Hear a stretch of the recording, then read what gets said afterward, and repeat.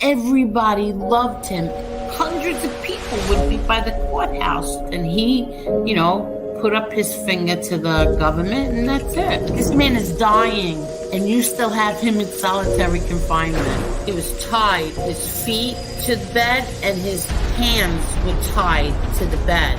People want to question if my father was weak or tough. He had a severe kidney infection. He was sick. He didn't get to see a doctor. By the time he got off the bus, he was covered in blood. If there was ever a time to become a rat or something, it would have been then. No, instead he fought 5 trials. Eli has never had any conversation with my father. You lie about my son? Like, this is how sick they are. I defend my family. I think I do a pretty good job of defending my family. But other people defend my family also. I don't ask them to do it, but they do.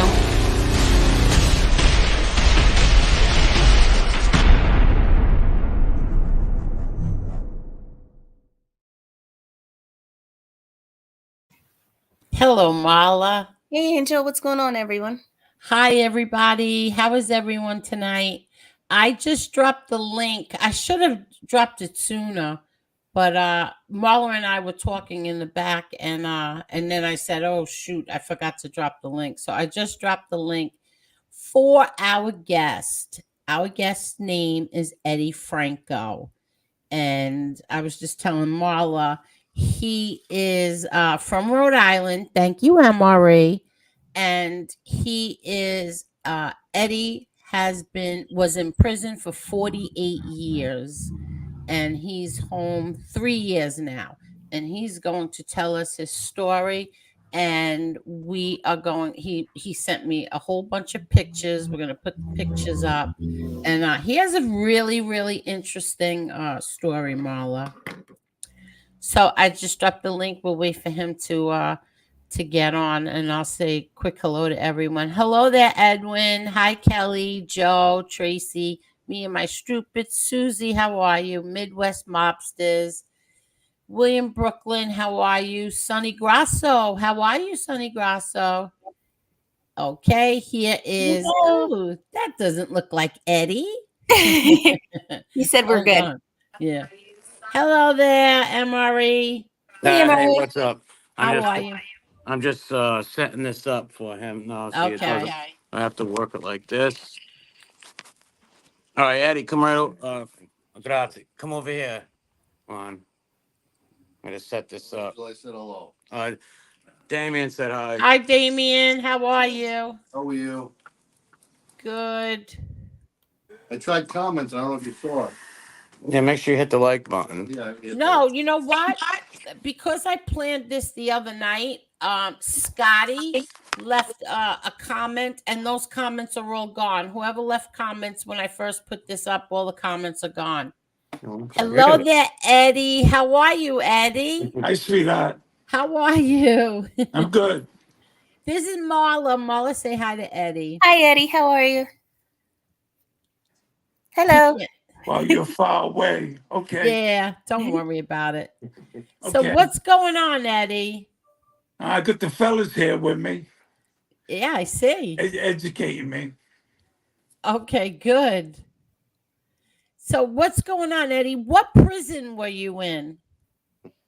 Well, tell us your story. Tell us from the beginning. What happened? Oh, we're doing an interview now? I didn't know. Yes. Yeah, okay. right now. You're live. Right. Okay. I started here in Rhode Island. I was a product of the state, and orphanages and foster homes, and the first men's prison was 15 here at the ACI. At age 15?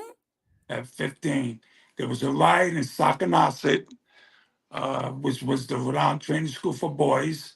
Mm-hmm. And they separated us and put us in rooms. And the Rhode Island State Police came, took me out of the cottage, put me in the car, and dropped me off at the front door of maximum security at 15. At 15 years old? I think that's child abuse today. Yes. Yeah, well, what they would get charged with it, but I wouldn't press charges. Well, what did you get in trouble for? There was a riot at the training school. There was a during the- riot at the training school? Yeah, during the holiday, during the holidays, a lot of kids go to their families for the holidays, and those that didn't have families, they stayed there. And there happened to be a riot that jumped off, and there was a lot of damage, fires, and smashed windows. And I was one of the guys that got blamed for starting the riot. And so they just put me in the car and dropped me off at maximum security front door. And you were in there? Did you ever get out? Yeah, yeah. Oh, so you were in at 15, you came out at what age? I spent my 16th birthday there, and I got out, and the Child Welfare Services said that they had this new program that if they felt you was mature enough and smart enough, that they would set you up with an apartment in Providence with money vouchers and food vouchers and everything, and education, and teach you a trade and all that. But they lied. All they did was give me some place to live, and I had food vouchers at Tony's Restaurant on Westminster Street, and they set me up in the Continental Hotel on Broad Street. And if anybody knows what the Continental Hotel was in the 60s and 70s, you know exactly what I'm talking about. Had a one-room apartment. Oh, wow. So I was running the streets. And I was hanging up the hill with the fellas I hung with. Okay, and what happened from there? Oh, wow. Well, whole lot of shit.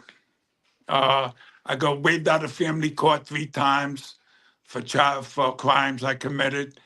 And they tried me as an adult. When they waive you out of family court as a juvenile, they have to give you bail because now you're in the adult system. But they don't have to give you bail as a juvenile. But they think the charges are so serious enough, they waive you out of family court, you have a hearing, and you go to the ACI and you get arraigned in court. You go to the ACI, and my father would bail me out. And then I run the streets again and get in trouble again. And he would bail me out. He'd bail me out like 3 times while I was a juvenile. And then eventually they said I was still a juvenile. They said, well, we're not giving you no more bail. We're invoking your bail. And so I went to trial on everything and was found guilty. Oh. Yeah. And this is at under 18? Yeah. Well, I went to trial when I was 17 eventually. Okay. Yeah. I shot some people, stuck some joints up, and conspiracy, or, your typical shit that happens to Okay. you on the street when you're a kid, Wow. trying to impress people. Wow. So I'm going to show some pictures that you sent. Now, this one. This is what prison? Oh, that's maximum security. So that's where? In North State Wing.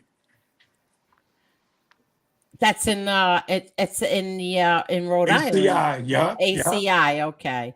That's back in And around 1970, 1972. Everybody's got a cup. Every cup's full of rum and coke.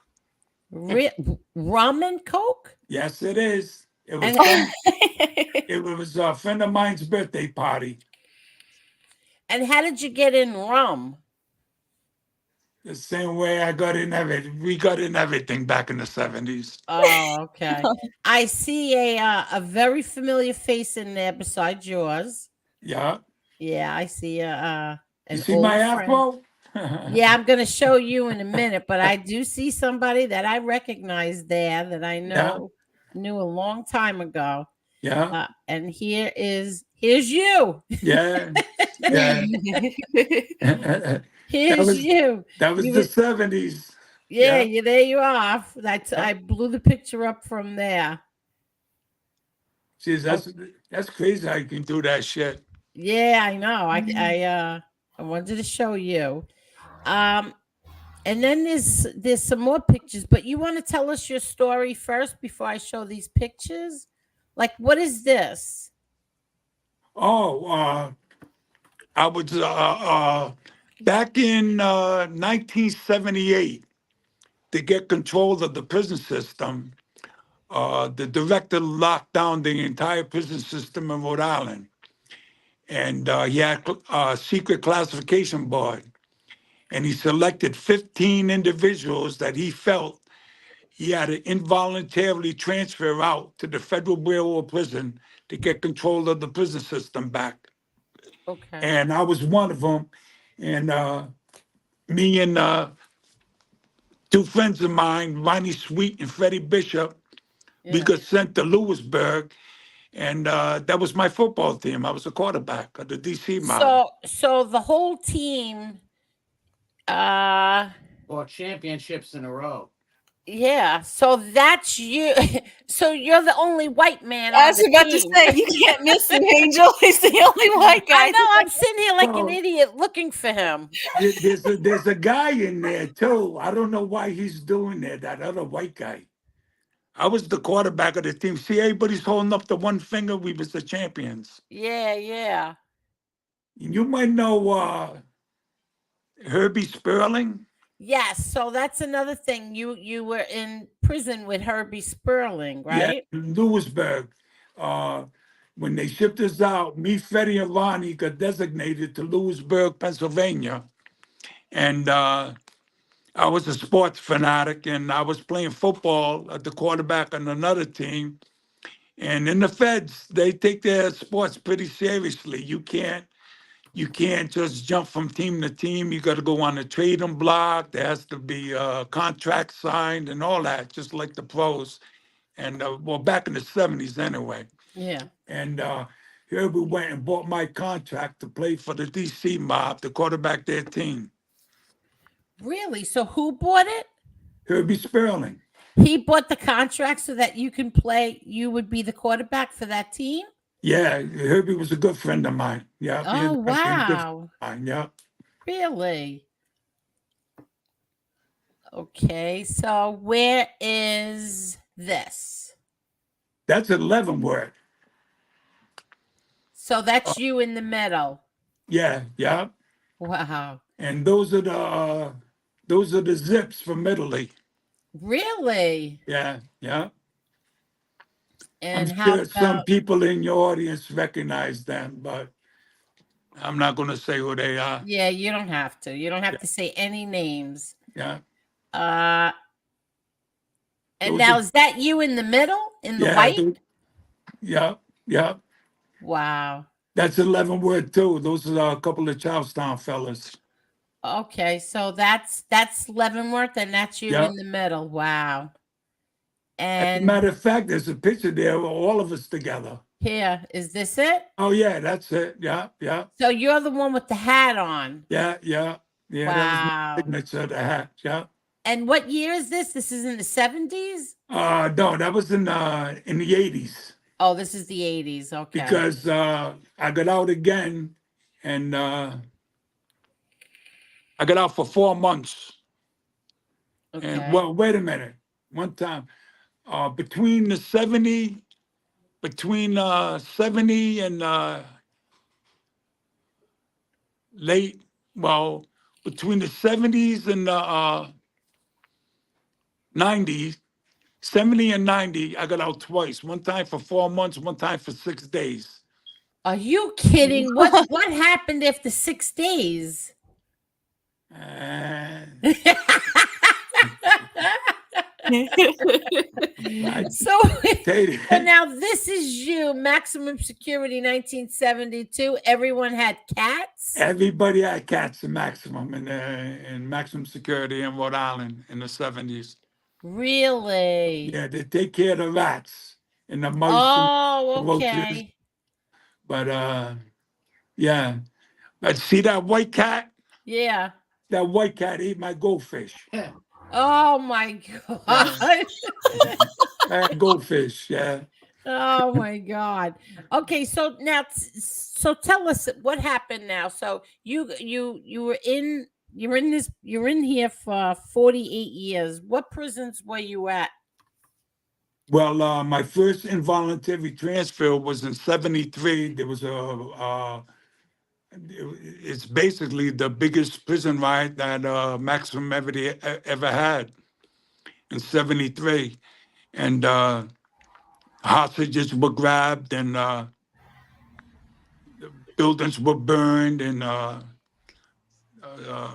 assault on correctional officers and everything. And they had to call the National Guard and the helicopters. And yeah, we had control of the building for about 8 hours. And I What got prison? What Max, prison? Maximum here in Rhode Island. Okay, go ahead. Yeah. And I got shipped out of state, Summers, Connecticut for that. I was 19 years old. And did you have anything to do with the riot? It started right in front of my cell. I don't mean to laugh, but it's No, the way I you laugh at it now too. But I don't call it cell, no. I call it a cage. Okay, so It it was right in happened front in of my front of cage. your cell. So Yeah. because it happened in front of your cell, you got shipped out to Connecticut from Rhode Well, Island. it started right in front of my cage. The deputy warden got knocked out, Oh, but it just ballooned from there, and it was on. okay. As they say. Okay, so now you get sent to Connecticut. Where Right. are you in Connecticut? Summers, Connecticut. Yeah. Okay. And then how long were you there? Well, I was in population for about 2 weeks and ended up in segregation for about 18 months, and then they brought me back to Rhode Island. Oh, really? Okay. So they brought you back to Rhode Island, and then where'd you go from there? What happened there? Well, in '78, that's when the 15 of us got shipped out to the Federal Bureau of Prisons so they could get control of the prison system. Look at Angel. Every inmate in every New England state wanted to come to the state of Rhode Island back in the '70s. We had political power. We had, you name it, we could do it all. I see. You had rum in your Coke. Yeah. Yeah.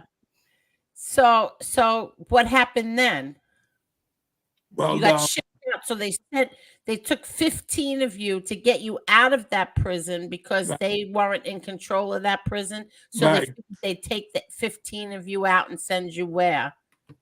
Well, me and Freddie and Ronnie ended up in Lewisburg, Pennsylvania. Okay. And everyone else got sent to Marion, Illinois, Atlanta, Georgia, Texarkana, Wisconsin, Terre Haute, Indiana, El Reno, Oklahoma, all over the country. They broke us up Oh, wow. to all the penitentiaries. Not Okay. FCIs, everybody went to a penitentiary. Oh, really? Now, can Yeah. I ask you a question? What is the Sure. difference between a USP and an FCI? Well, a penitentiary is a level 5. Okay. Yeah, that's where my father was at. My father was in a USP. Right. FCI is it's like a medium maximum security. Okay, that's where my brother was in an FCI. Right. I never thought to even ask Yeah. either one of them. Not until just now did I ask. Well, they used to have different levels. The penitentiaries were always 5, and FCIs were level 4s, and then Marion was the level 6. Oh, Marion, where my father was at, was a level 6. Yes. Right. Okay. Yeah. You know that it doesn't exist anymore, right? Right. Yeah. Well, Lewisburg isn't what it used to be back in the '70s either. It's like a holdover transitional. Oh, it institution. really? Yeah. Yeah. Okay. So now from there, you go to what state again? I was in Lewisburg, Pennsylvania. Then So I they got sent out. you to Lewisburg. Yeah. Okay. Me and my 2 friends. For how long? Well, they brought us back for trial because we sued them for the transfer for violation of constitutional rights. And they brought us all back, and we lost the trial, and they shipped us all back out again, and came back in See, let me get this shit straight. Well, came back and I got shipped out again. Came back in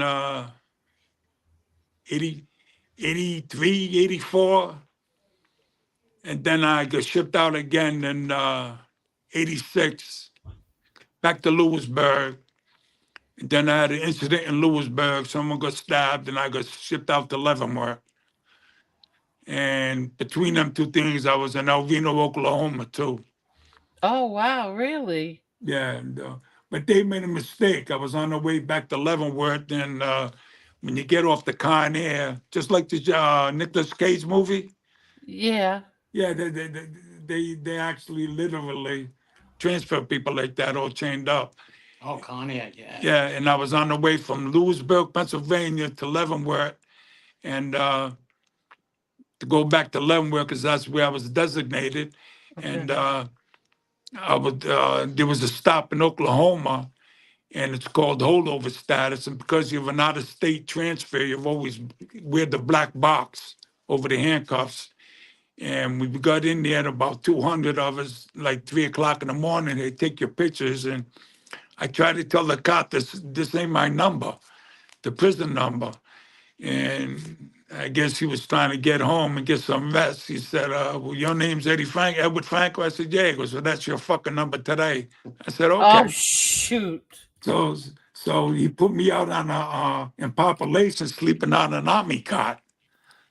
And usually I get locked down in segregation. So I just took full advantage of that. I got a job in the gym. And Oh, wow, really? Yeah, For it how was- long? until I chased a guy around the yard with a knife. Oh, I met a stupid in there that was under another name. He was from Rhode Island. So I chased him around and ended up getting locked up with all the Cubans. But I mean, I was doing great. I had a job in the gym and everything. Yeah. Then they straightened it out and they eventually sent me back to fucking Leavenworth. They found out their mistake. Then I got out in 90. so then you get out in 90, and then what happens? I was out 3 years, and I pulled the stick out. And I went on a run with a new identity. I was down in Florida, and someone ratted out my new identity, and I was surrounded by the SWAT team, and I got arrested in 93 and went to trial, was found guilty.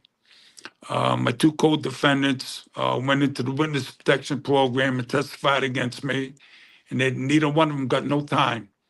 And the judge gave me 120 years to serve, no suspended, no probation, So what happened? for a stick-up robbery. Yeah, I know. So what happened? How did you get out of that? Well, Yeah, I want you to tell everybody. yeah. Well, back in the 70s, I got involved in the law, and I started advocating with grievances and helping guys with their case and everything. And throughout the decades, that's what I did in prison.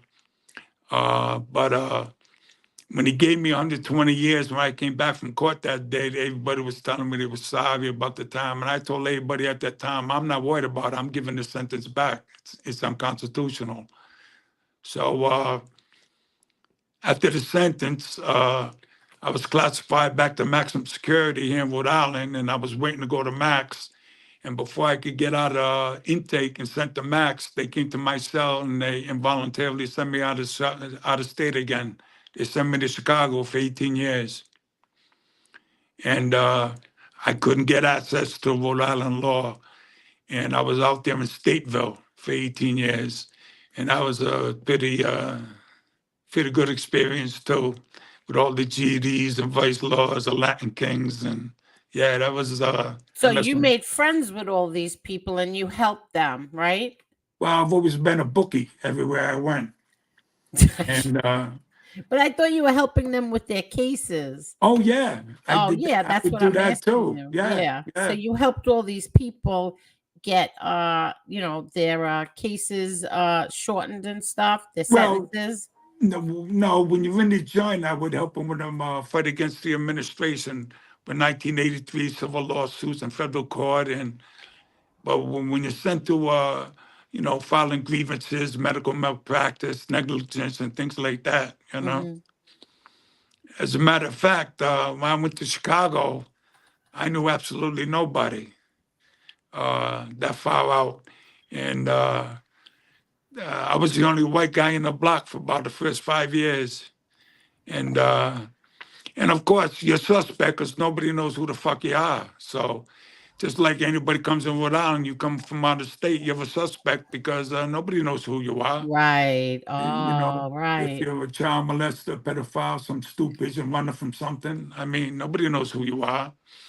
So, they ask you for all your information and you can check, and your charges, where you're from, your name and everything. And I just gave them the lawsuits I won in federal court here in Rhode Island. I said, look, you can check up this case right now. I won this case as an involuntary transfer while I was in Lewisburg, Pennsylvania against the parole board in Rhode Island, And then I told them, you can check your other gangs and members. I've been in the federal penitentiaries 12 years, so against my will, you can check in Lewisburg and Leavenworth, Yeah. So, I had a resume to stand on. And plus, I Right. was experienced getting shipped out of state. I knew, survival tactics. But there's a universal language in every men's prison in this country. That's sports.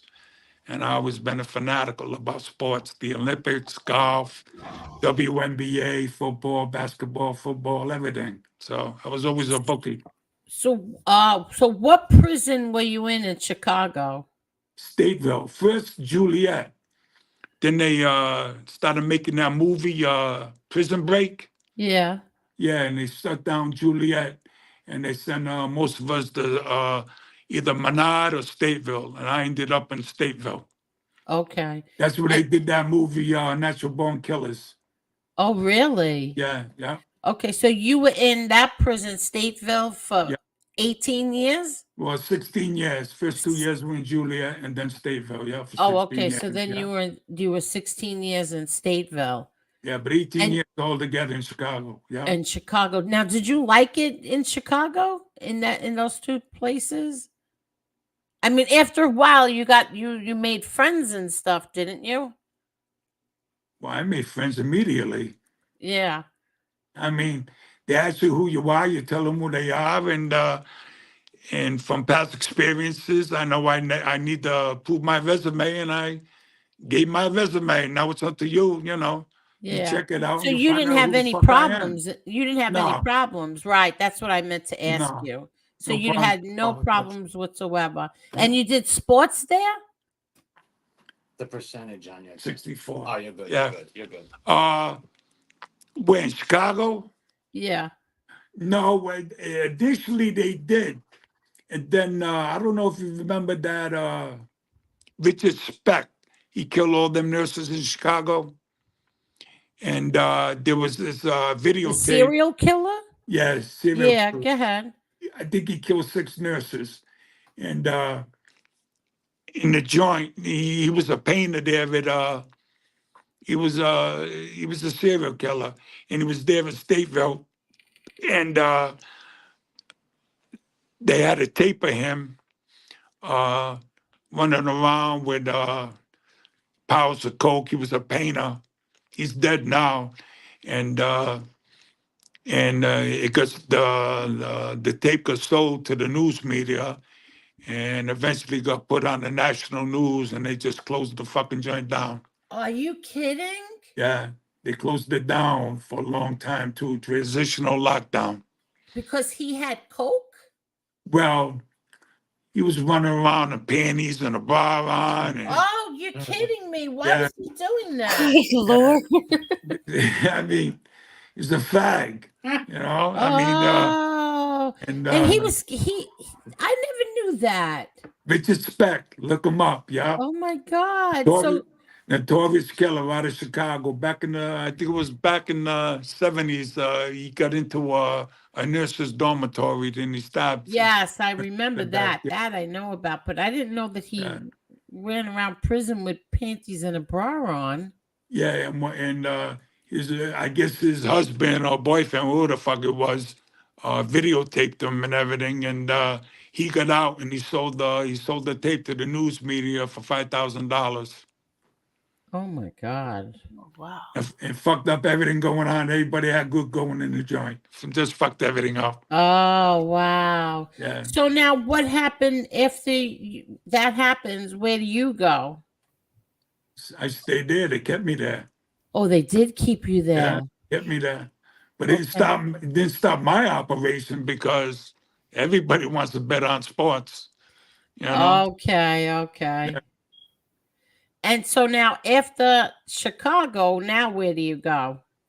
Well, So uh, so you're I, there for 18 years. What happens after 18 years? You get released? no, I Uh, filed a lawsuit. I'm always constantly trying to get back to Rhode Island. okay. Uh, so I finally filed a lawsuit that has some teeth to it. It's got some bite, and I forced the Department of Corrections to the table in arbitration, and we have a goes to mediation, and I told them I'll drop the lawsuit if you bring me back to Rhode Island, and they did. Oh, really? Yeah. So now they bring you back to Rhode Island, and what Two- happens now? Where do you go? The ACI? Right. And they brought And me then back how in 2014.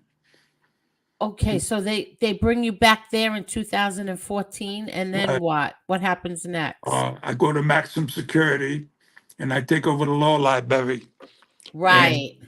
I reorganized the filing, everything imaginable in the law library. I took over the law library, started working on my case, uh, did all the research, found all the constitutional law, all the latest law from the state of Rhode Island, uh, got myself back into court, had a hearing in March of 2020, and my friends and family packed the courtroom, and I submitted all the evidence that I had for Mhm. sentence reduction to the court. And the judge says, all right, Mr. Frank will come back next month in April, and COVID comes. Oh, And for 13 consecutive months, the courtrooms are closed down. yeah.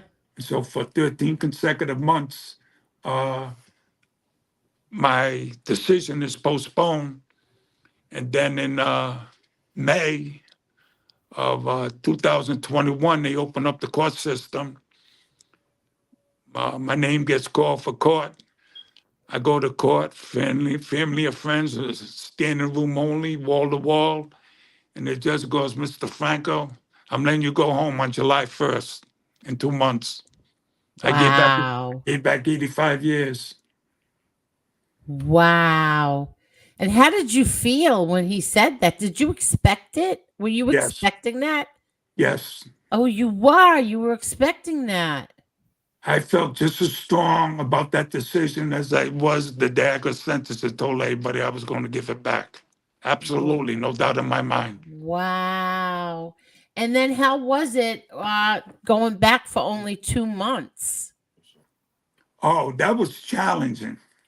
Exactly, right? Yeah, that was that was uh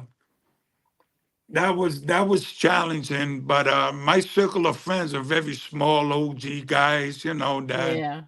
from the 70s and been through the wars and everything. And the way the young kids look at you, you know, they consider you OG, you know, but then you got the haters. And Rhode Island's full of fucking stool pieces and child molesters and baby killers and running around the general population like there never was before back in the 70s and the 80s. Right. I'd be ashamed to say I'm from the state of Rhode Island now. I mean, it's fucking notorious. It's a terrible prison system to be in. Is it really? Oh, yes, there's no doubt about it. Well, I'm sure they feel highly protected, which they are, and it is what it is. But and it happened because of economics by the Department of Corrections to save money on space and staff and hiring and all that. And but I came back from Chicago and they were fucking everywhere. I mean, it's disgusting. It really is. Well, now the 2 months that you had to stay in there that was challenging. You had Yeah. to make sure you didn't get in any trouble whatsoever, right? Oh yeah. And I had the date. He said, I'm letting you go home. I think it was January, February, March, April, May 19th. In open court, he told me I'm letting you go home on July 1st. Wow. And so I said, oh yeah, this is fucking great. I gotta go back to this cage. I should stay in that fucking cage and never come out for 2 months. Yeah, right. Because now Yeah. you're nervous, right? You have to make Nah, sure I that was you. nervous, but I mean, you just there's haters, and there was a couple of heated moments where I kind of hated I had a fucking out date. I really did. But Wow. I stepped back. Now let me ask you this: those 2 months, it feels like it's going by real slow, right?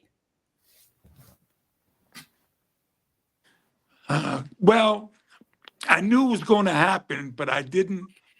I knew I won't believe it until I heard that key in that door for the final time. Yeah. Turn the lock, But I had good friends in there. I mean, guys I've known for fucking since childhood, Yeah. And but since I came back from Chicago, I would never go in 2014. I would never go in the dining room. I never ate in the dining room. Really? Really? Yeah, because here's how bad the system got. They told you who to fucking sit with at the table. And I mean, and you got to go in line when you leave your cell, and I mean it's like a fucking like a daycare center. Oh, right, I couldn't right. understand why the guys tolerate this type Yeah. of regimen that was laid down by the administration, and you stay in line, and whoever you're next to, you get stuck with sitting there at the table. And I'm not sitting at no fucking table with no fucking someone I know is a fucking stool pigeon or child. Yeah. But I'd rather hit him in the fucking head with the food tray. So So wait, so I now never went to the dining room. so now how long are you home now? I got out July 1st, 2021, almost 3 years. Okay, very good. So now let me just show these pictures. Now, what is this? See what picture? Oh, that's Springfield, Missouri. Oh, that's where my father was at. This is in Springfield? Yeah, that's with the New York and New Jersey guys. Oh, wow. What year was this? Let's see, I broke my neck playing basketball, and I went there to get it fixed. That was in maybe 87. Oh, wow. So I'm that's sure. I'm Oh, sure. so you were in Springfield. This is a medical facility because you Yes. broke your neck. Yeah. I see. Okay. That's where they send. Yeah, my prisoners. father was in there after marrying. They sent him to Right. Springfield, but he never got Anybody- to go in the yard. Right, and all the guys that need surgeries in the feds, that they send you to the Mayo Clinic or they send you there to Springfield. Right. Okay. And here as well? Yeah, that's This is the Springfield same- too. This is Springfield. Wow. Yeah, New York and Jersey guys. Yeah, Wow. I had long hair then. Yeah, I see. Oh, I shit. see. Here's something. And wait, let me see. What's this? Yeah. Oh, this I showed already. And that I showed already. Okay. Oh, we So lost now- that. What We lost- happened? Can you hear me? Yeah, I we could can hear hear you. you. We just Can you can't see me? No, it's all black. Yeah, we hit something here. All right, that's all right. Fungal, visit Why don't you have a kick her out and then send the link again? on you. Scrazia. Just can't hit YouTube. Yeah, it's not on I can YouTube. hear We clicked the you. link. We're still on the thing, but Yeah, I could hear you. We just can't see you. yeah, I don't know. Hang on, he's fixing it. I don't know where this fucking. Yeah, you can keep talking though. Yeah, you can keep talking. I just can't see you, God. See the pictures. Yeah, I can't see. You want me to drop the link again? Hold on. Yes, please, Andy, drop the link again. Yeah, you're gonna have. Can you unblock Damien too? Oh yeah, I know. I just got a text that he's Yeah, blocked. can you Yeah. unblock him? Yeah, kick me out if you can. All right, so kick you out now. Yeah, I'm gonna kick me drop the out. link again. Okay.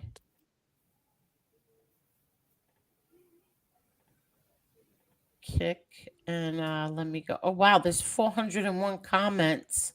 I'm sorry, everybody. I'm not. I'm so into this that I can't. I don't even want to click on the comments yet. Okay, so there's the link again.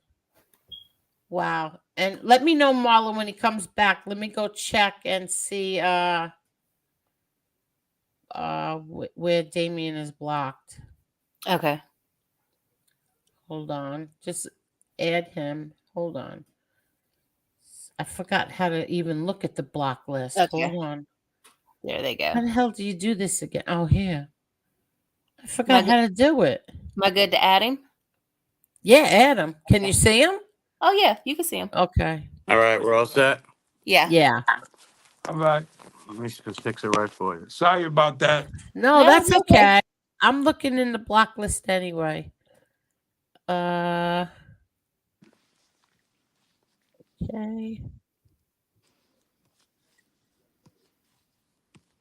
So wait, let me put up Where's a the picture. chats and everything? You can't see it out Oh. here, but I can show I got you him what right I here. Oh, Yeah. So anyway, let me get back over Yeah, here. Eddie was a QB. He won 4 years in a row championship. His football team, Yeah, that's what I wanted him to and they talk went about. So undefeated. They went I undefeated know. one season. I wanted him to talk about his football team, and this is the football team, right? You went. yeah. Yeah. So tell us about that while I look in the block list. Well, I became the quarterback. Herbie bought my contract. Oh, all right. So this is Herbie Sperling bought this contract. He bought my contract. Now, what does that mean? He bought your contract. Well, I was playing for another team. And Okay. So they it- pay you? no, they paid the manager. Herbie was the manager of his team, the DC Okay. mob. Okay, that's where I'm getting confused. So Right. inmates, inmates. But see, they have drafts and everything there. You sign up to play football, and they have a Okay. draft, just like the pros. The last team the year before, they pick first, and the team that won the championship, they pick last. There'll be 6 teams, and that's how you accumulate the team. And Okay. I was playing for a team out of New England, and Herbie wanted me, and he was managing the DC team, and he wanted me to be the quarterback. So I said, I ain't got no problem if you can get me by the contract for my team. I mean, it's up to you. You know, it all depends what he was willing to give in draft picks and stuff like that in the future to the Right. manager of the other team. Yeah, Okay. So now he gets your contract. You're on this team, and yeah, you win yeah, 4 years in a row. yeah. First year went undefeated. You want to know what our theme song was? What? Another one bites the dust. That's Oh, good. you're kidding. That's good. I just like remembered that. I just remembered that. Yeah, that was our theme song. Oh wow. Another one bites the dust. Okay, so now you I was on the All-Star basketball team too. yeah, I was just gonna say, so tell us about your all-star basketball team. Well, Rutgers and University of Pennsylvania and Penn State would come in, their college teams and play us, and there were players in that gym right there where that picture was taken. Really? Yeah, I was the only cracker on the team too. Are Yeah, you kidding? Really? yeah. So now you're on the football team and you're on the basketball team, and this is while you're in Chicago. No, Lewisburg, Pennsylvania, in the Feds. Oh, all right. So the football and wait, I'm confused. So the football is Lewisburg? Lewisburg, Pennsylvania, back in the 70s. Okay, all right. So Back that's in the where late Herbie 70s. Sperling was in Yeah. Pennsylvania. Okay. Herbie Sperling. The other friend I told you was Marcelli. Right. Right, right, Oh, I know who you're talking about. Okay. Okay. Oh, Right. yeah. I know who you're talking about. Okay. right. Wow. So now you play basketball in Lewisburg as well? Yeah, I played basketball. I played softball. Yeah, I was just a sports So you fanatic were when I was a kid. yeah. Yeah. Wow, very good. Wait, I'm still looking for Damien. I don't see him in here. He's blocked. Yeah, I can't find him. Why Is is he this the blocked? is Some- Mob Rat some- Hunter some rat blocked will as block well? him. Is this the real Mob Rat Hunter? He's blocked too? Some stroons blocked him. Okay, I How unblocked do you him. block somebody? Someone in the Yeah, neighborhood. I'm trying to see. Hold on. And Buffalo Billy is blocked too? Yeah, you got some emotional mods from the Rat Squad, probably. Yeah, I don't see. Hold on. I don't see Damien in here. Don't worry about it. It's no big deal. Hold on. Phew. Hold on. No, I don't see him in here. He is blocked. I'm watching him type, and And he's not, and it's not, why can't I find him? just right high, and it was still blocked. But don't worry about it. Just keep talking. It's no big deal. Yeah, all right. I'll check, but I'm telling you, I just went through this whole thing. Hold on. Oh, you got to see the names that are in here. I tell you what, this technology, I'm totally oblivious to all this shit. I know you were telling me the other day how the phone The phone controls society. Every Yeah, every I square know. inch of it. Every square inch of the society. The phone controls it. Yeah, you were so amazed by the phone. It's a whole new culture. Besides all the Exactly. morals and the character, the society's changed, the morals of society changed, but the phones, oh my God. It's like That's another some- planet. Yeah, now you have an iPhone? Yeah, I got an iPhone 15 Plus. Yeah, so you have the internet and everything. Did that Oh, you don't get no internet in prison. no, I know, but you get it now. How is that? You know, coming out of prison after all those years and then you're handed a phone that has the internet on it. Look I alienated all my friends and family every fucking day. What's this mean? How do you do this? How you do this? Oh, so you And they would annoy send me, them? yeah, and they would send me to my sister or my niece or call this person, call that one. And I mean, I just alienated everybody trying to learn this phone shit. I don't know. Yeah. Okay. I'm still looking through this list. I don't see him. So, what's been the biggest adjustment since you've been out? Has it been the Wait, technology or has it been society? What's been the biggest adjustment since you've been out? Well, everything, it's like a pyramid in a domino effect. You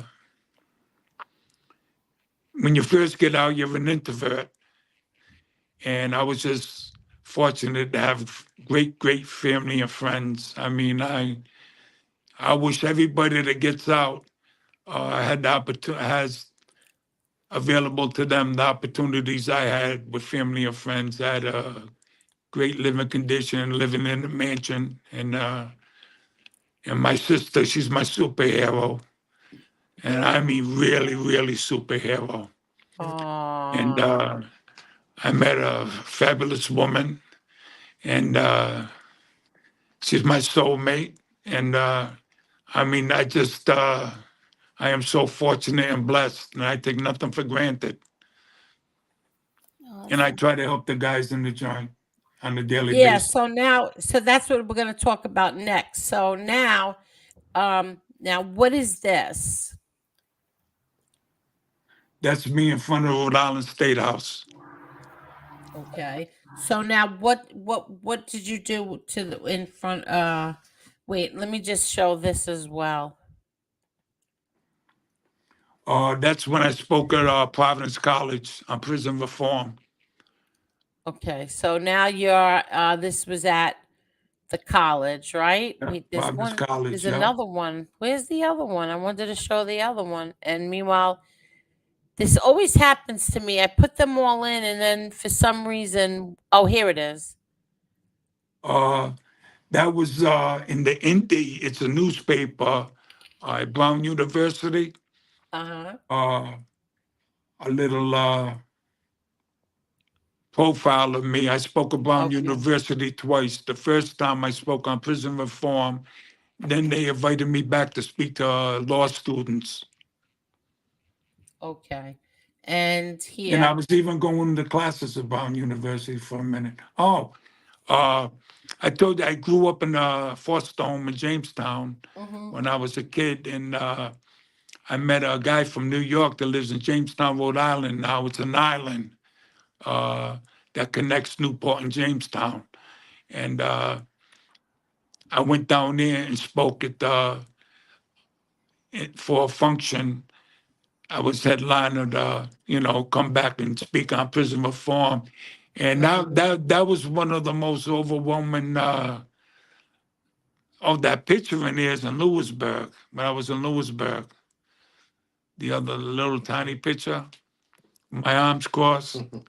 Oh, that's you in Lewisburg? Yeah, that's me in Lewisburg, and Oh, that's me. wow. Yeah, I mean that's me. Speaking when I did the function in Jamestown, and all my friends that went to school there in grammar school in the 6th, 7th, and 8th grade, they all showed up because in Jamestown, a lot of families stay there from generation to generation. They're doctors and lawyers and admirals and colonels and world leaders and I mean, it's a very exclusive community. And I used to take there's a bridge here in Jamestown that connects Jamestown and Newport. Okay. I used to take the ferry. There used to be a ferry with about 50 cars you could put on it to go, but the only transportation from Newport and Jamestown. I used to ride the ferry back and forth every day to go to high school in Newport, where I won a basketball championship in Newport when I was a kid. Wow. Okay, I see. What is this? That was the article in the Jamestown newspaper. Okay. Okay, so Oh, and back in that thing, there was an article in all the organizations about the University of Brown, the Brown University campus. You might have about 50 or 60 organizations, and they publish things in the Indy. They call the newspaper, the university newspaper, the Indy. yes, I just got that sent to me. I just got this, the Jamestown Press, and this is the article, Longtime Prisoner Seeks Solitary Reform. Right. And I see you pick, oh yeah, that's what this article is. I see. And it says, from his abusive mother to foster care to prison, the word hope isn't what you would expect to hear from Eddie Franco, a 69-year-old ex-con whose entire life has been virtually spent behind bars. So they're going to put the link to this article in the chat. So if everybody wants to read that, you can go and read that. Did you send her the Indy thing? Huh? The Indy? No, somebody else did. Hold Yes. on. Let me see. Got it. I think I Angel, sent her most okay. of the pictures. Most Yeah, you sent all the pictures. I think Angela just posted something too. Yeah, they did. of Providence Journal. What's that on Wallace's book? I don't know. No, I don't think so. Let me see. I'll hit on it. Let me see what like it takes me to. I don't Okay. want to So talk about there's that. No. there's a few articles here that that uh that's talking about how you fighting for prison reform and all of that. So Yeah, now, when I spoke to you on the phone, you were saying that you testify in front of the state house. legislators. Yeah. Yeah. So that's what you Uh, do now. I got to testify tomorrow before the House Judiciary Committee, and I And what is testified. that? Yeah. Now, what is Uh, that? What is it that you do there? well, there's a few things. Yeah. Solitary confinement on trying to give guys that have the sentence of life without parole some kind of hope for redemption, to give them an avenue to get back into court. It's called the Second Look Act. Uh, Is that the one that Trump's involved in? no, no, Oh, no, okay, no. okay. But it kind of, uh, we have legislation pending in both chambers before the Judiciary Committee in the House and the Senate, where after 10 years in a cage, if you're doing life without parole, if you're doing life, if you're doing 50, 40, 30, 60 years, or like me, 120 years, Mm-hmm. you can petition the court after 10 consecutive years in a cage, and ask the sentencing judge to reduce your sentence. Now, people might find that this is totally irrelevant since the judge already gave you that big sentence. But if he's dead, the presiding justice can assign it to another judge. But when you get a sentence like that, all right, let me go back. Yeah, go back. The Rhode Island flag has 13 stars on it, representing the 13 original colonies, which Rhode Island was one of them. Right. And it has the word hope, Hope. And then it has an anchor. And when you get a sentence of that magnitude, you don't have to feel that you're the walking dead. You know you have 10-year period to take advantage of all the rehabilitative programs that are available to you within the Department of Corrections, stress management, drug programs, I mean, everything, education, Right. the GED, college courses here in Rhode Island. And you can go back to the judge and say, okay, I'm looking for redemption. I'm not the same person I was when I committed that crime. Mm-hmm. And I'm looking for that hope that represents the state of Rhode Island. That's a flag that waves in the airport. When people visit Rhode Island, that's what they see, that symbolism.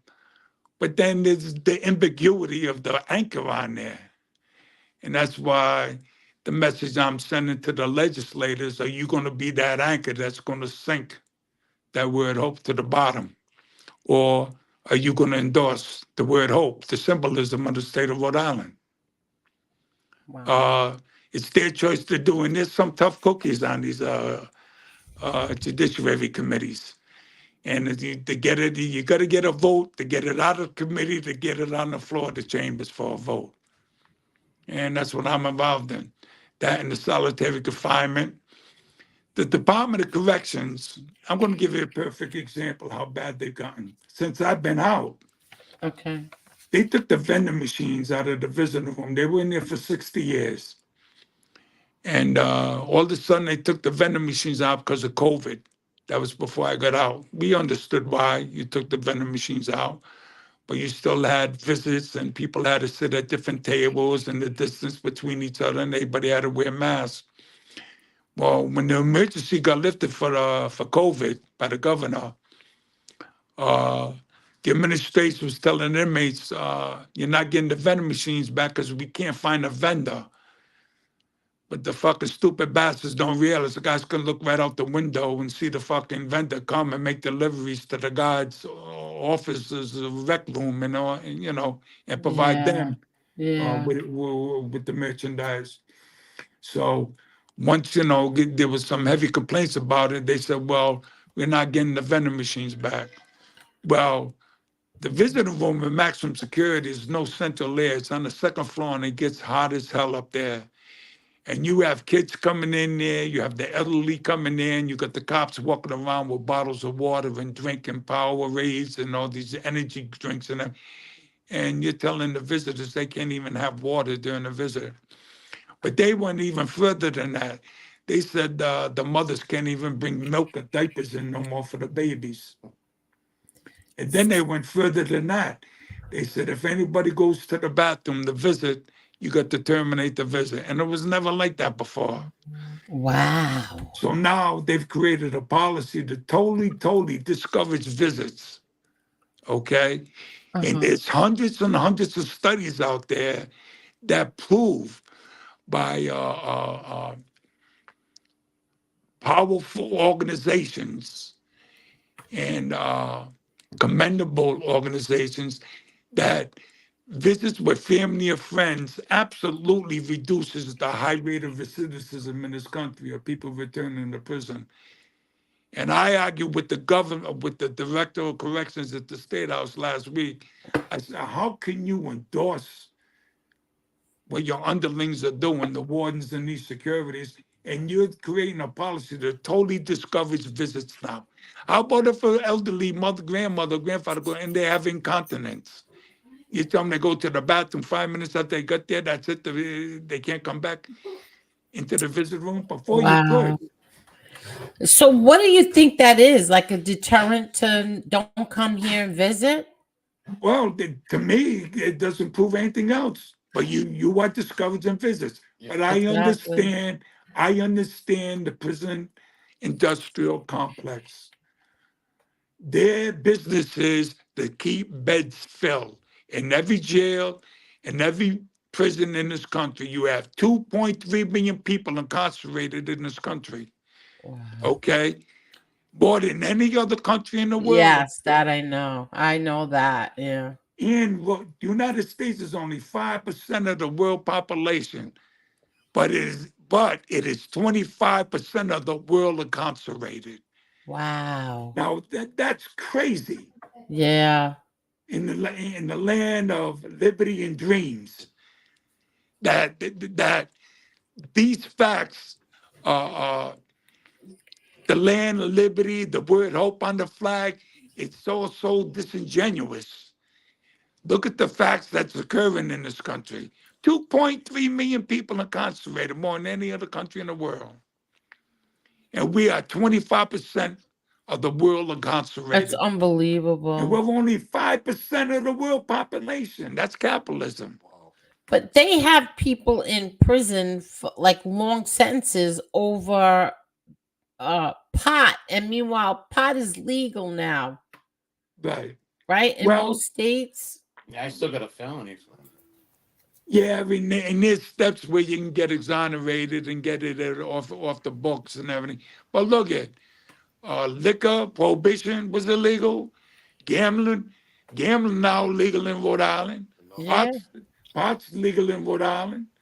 So I mean, why don't you help Nikki get that felony off his record? yes, and ask me. Oh, you 99 better ask. Yeah, marijuana, 3 ounces of pot, stupid, from 99. but one in every 100 in prison or jail in the U.S. since the year 2000. Wow. 1 in every 100. Wow.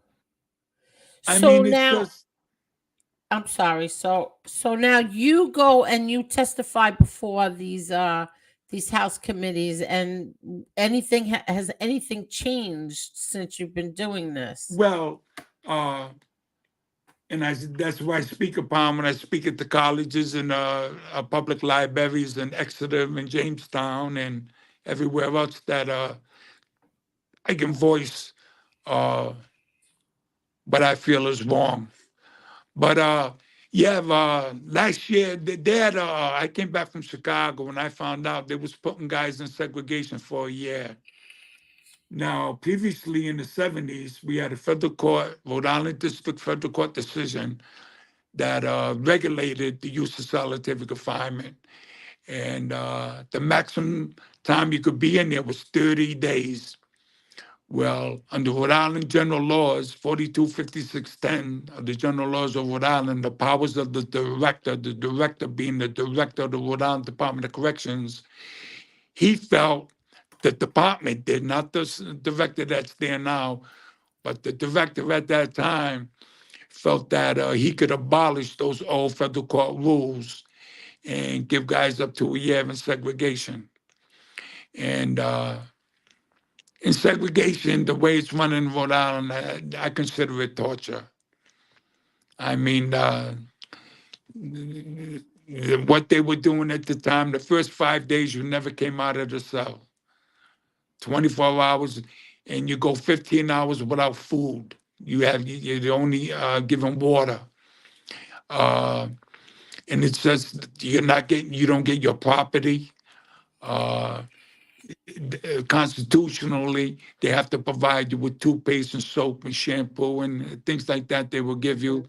You could tell me you want a book from the library, and they will go out to the segregation library and come back with a book on DNA and give it to you to read. I mean, you gotta be kidding. yeah, they would do shit like that on purpose, you know. And there's no TV in your No cell. TVs, no radios, nothing. And after 5 days, you come out of the cell for 1 hour to take your shower and walk back and forth in a bigger cage, and then you go back. But see, if you ever been in segregation's a madhouse. Okay. It's a never-ending madhouse. It never stops. It has a pulse all of its own. Nobody respects anybody in segregation. They out yell at each other, and I mean it's torture for anybody that has any semblance of sanity. It's just because there's so much insanity that you're surrounded with, and sometimes you fall into the abyss, and sometimes hopefully you don't. And it's mind-boggling. And anyway, before I got out, I was working on helping a guy called Richard Piver. He's a jailhouse lawyer. Mm-hmm. And I was mentoring him. And he filed in a court, Rhode Island District Court, for 15 years ago for violation of the new policy that was going on for 15, close to 20 years. And he lost. And I mentored him to appeal the decision in Rhode Island District Court to the Court of Appeals in Boston, and he won. Boston sent it back down to be remanded for further hearings. Well, when I got out, I got involved with Open Doors, a nonprofit organization out here that was trying to do something with the ACLU, also endorsed it on the rules of segregation. And I had him changed.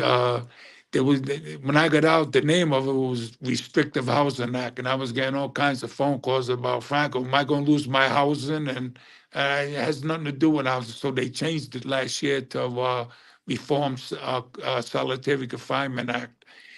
And so it was being worked on two fronts, in the State House and in federal court. Well, the legislators, we had the hearings before the House, both chambers, and we was getting positive feedback, but they was aware of the decision being waited to come out in federal court, and the director sort of writing on the wall that it was going to be favorable to the inmates. So he did the initiative and changed all the rules, but it was pressure he got from both sides. And so and the federal court case is getting ready to come down for court, but now you can only get 30 days in segregation. And They're going to give you books, reading material, even your tablets. They have tablets in the prison system. Matter of fact, I was one of the tablets in the prison system when I came back from Chicago in 14. I was just going to ask you. Yeah, that's So another now they story. have, because my nephew had an iPad when he was in prison. Yeah, but So see, the rules for tablets is not universal. Every Department of Corrections, every state has its own. Like South Dakota, they get television. okay. You know, in Florida, you can make phone calls. New York, you can make phone calls. Rhode Island, you can't do none of that. But my convincing thing was in Rhode Island, when I convinced the governor, Gina Romano, when she was here, that there's constant people wanting to get involved in education class, and the Department of Corrections say, well, you got to go on the list because you can only have 10 people in the class because the classroom is too small. So that was one of my fighting arguments to counter that. Well, in the tablets, you don't need classrooms. You can put all the education programs on the tablets, Right. you know? And after I wrote that letter to the governor, 6 months later, they had the bulletin board with the memo on there that we was getting the tablets. So that was a good thing. But then all right, then you got the tablets. You can't make phone calls. You can see movies, but they're all PG movies like Donald Duck and shit, Flintstones. Wow. I mean, that's crazy. So let me Yeah. just tell you something, okay? Yeah. So my best friend just sent you a cash app to MRE. People want to send you cash apps. Why? I guess they think that, to help. I mean, Don't worry about it. I'll ship it. I'll send Dean something in the morning. I appreciate it, but that's not the reason why I'm on here. Oh no, I know, but maybe they Yeah. feel like that, something could help. Maybe it could help buy some books somewhere or something. Like I said, I'm all new to this. Yeah. You don't even know what that is. I don't even. Don't worry about it. Yeah, I don't know what it is. Okay. Yeah. He'll explain it to you. My thing is they can help me if they're from Rhode Island, is to write letters to the The senators. elected officials from their district and their wards in the Senate and the State House, and let them know that they support the Reform Solitary Confinement Act and they support the Second Look Act. That's what they can do. Okay, but do they have to be from your state to do that? It'd be more effective if they're from the state because they pay attention to votes and donations. Oh, I could donate that money to their campaigns. Exactly. But See? see, here's one of the obstacles that is constantly there. The brotherhood. You have the Brotherhood Union of Correctional Officers here in Rhode Island. Okay. And right in my folder, I have all their political campaign donations, and they donate to every single politician in the state of Rhode Island. Every single one of them. Really? And the leadership, they get top dollar, $500 every year. So where would so right now they're sending a cash app to you, so you can use that to donate to where you want. But where do they write letters to? I'm gonna write it down right now. Well, there's two major individuals here in Rhode Island. Okay. You have the leader of the House, who's Senator Sakachi. Sakachi. Right, how do you spell his name? Oh. And then there's the president of the Senator, Dominic Ruggiero. Oh, that's an easy name. Dominic Ruggiero. Right. Who's the other one, Eddie? Sakachi, Sakachi. Speaker of the House of Rhode Island. Yeah. Okay. My accent's so bad. Okay. So now, Eddie. So Yeah. So now you're I know you have something to do tomorrow. You're testifying, right? Yeah. Where were you yesterday? What's his name? Oh, yesterday. Wait a minute. Yeah, Yeah. Joseph Sakachi. Yeah, Yeah, that's his Sakachi. name. Yeah. How do you spell that? SHE. Wait, Okay. SHE. Yep. Go ahead. KARCHI. Okay, I got it. Okay, go ahead. Uh, where was I yesterday? Or tomorrow. You're testifying tomorrow. Yeah, Where? before the House Judiciary Committee on the second look act, Okay. where guys can go in and get a census reduction if possible. See, and Okay. if they get denied, they can apply again in every 2 years. Okay. So now what's the outcome of the no vending machines? Well, I'm still advocating for that. I'm going to the senators and the members of the House individually. But I spoke with the director in the hallway. We had a pretty heated conversation, and he told me to calm down. And I'm like, and fuck, I gotta calm down for. I'm not in the fucking Yeah. cage no more. So, Yeah. but But here's the thing, it's one thing that you want to treat prisoners like garbage, but why are you treating their family members? I always said this since I first came on here. Like why is it so hard for like a guard when a little tiny girl is saying hi? Why is it so hard for them to put a smile on their face and say hi back? well, They're it's miserable that people. it's that enabled syndrome. It's just like when they're in the academy, they teach them to be gun-ho cops. But see, in Rhode Island, it's kind of different. Everybody knows everybody in Rhode Island. I got a brother and sister. They were both guys at the prison. My brother Frankie worked there for 15 years, and my sister Paula, she worked in the men's division for 20 years before she retired. Everybody knows everybody in Rhode Island. Wow. Yeah. Wow. And now I know that you had told me you know Dean a long time as well. Yes. Yeah. I spoke with Dean yesterday. He called me yesterday. And how is he doing? He's doing all right. He's a medium security right now when he's trying to get a street time. And so he's calling me, asking me for my advice. And I scrutinized the statue. And we're kind of debating it back and forth. And I gave him a few options that he needs to do. Okay, And I hope he good. does it, Okay, good. Good. Dean's a good guy. He's a good writer.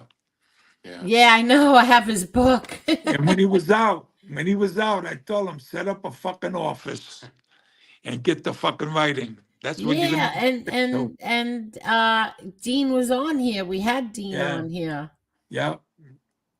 Yeah, I've been Wow. doing calls with him. Yeah. I Vicky's know, been doing the I know. calls with him, yeah. I know. I have it. You do them really, really early, and I have the baby that early. Well, the So thing it's is, hard for he's me. got a limited time where he can use the phone. and it's only for Oh, 20 is that minutes. it? He could only use it early in the morning? No, in the afternoon and at night, but you only get it 20 minutes. And after 20 minutes, you got to wait an hour before you can get back on again. Oh, is it still the 300 minutes a month? No, that's not Rhode Island, no. Oh, really? No, Rhode Island's like that. You can use the phone as much as you want, but there has to be an hour between every 20 minutes to use the phone. Okay. And now, is it a collect call or? No, prepaid. Prepaid. it's They all can prepaid prepaid. for it, or you can set it up for a collect call. Okay, so Yeah, it's when he all calls prepaid. me, it gives me an option to put money on there for him, for his calls, or he has money on there, but it gives you this, it's new. Oh, okay. Okay. Wow. It always used to upset me asking questions about the solitary confinement. Why? Because of your father. Yeah, because of my father. Yeah. But so you were in solitary confinement too, it says. Yeah, it says in the article 10 years. And I got about 12 years in solitary confinement. So is that 12 years straight? Because that's No, what my no, father had, 12 years straight no. solitary confinement. The longest I was in solitary was here in Rhode Island for 2.5 years, locked in the basement one time with no sunlight.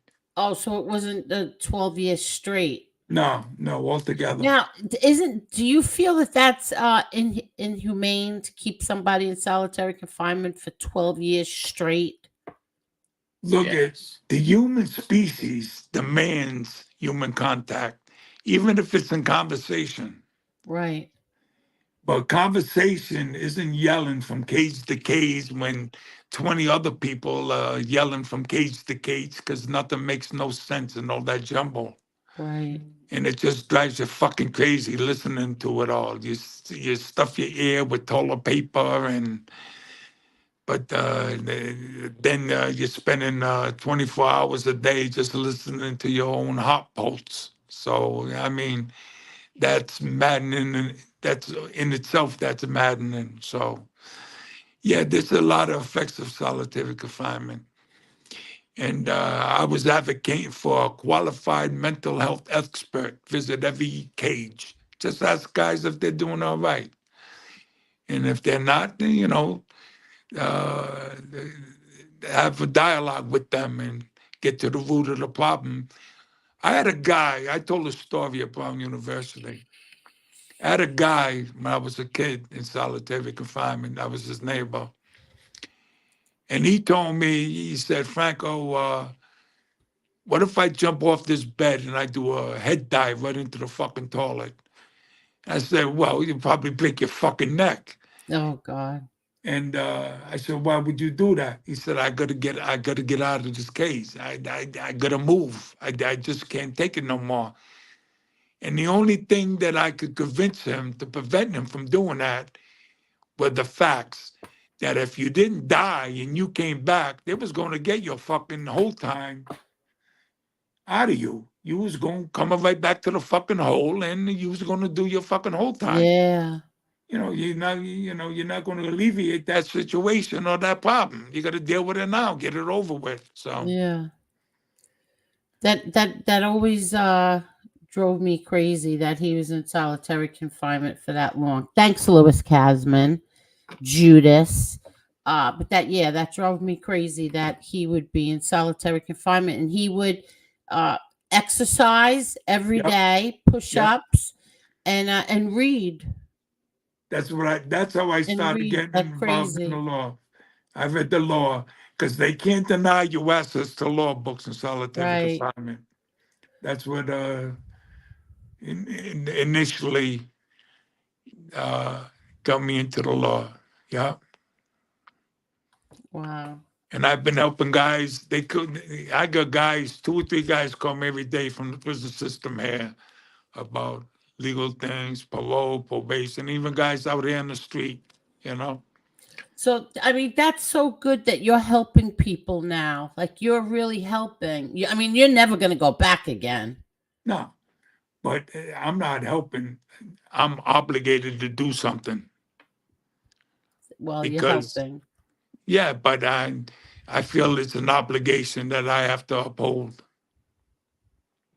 That's really nice. That's the way I look at it. That's you know. really nice. Very And commendable. I'm sorry, what'd you say, Marla? That it's very commendable. Exactly. Yeah. He's humble, but he's a great guy. There's Yeah, I no know. Respected. He's well respected, a great man. I know. I don't know about that. Yes, you are.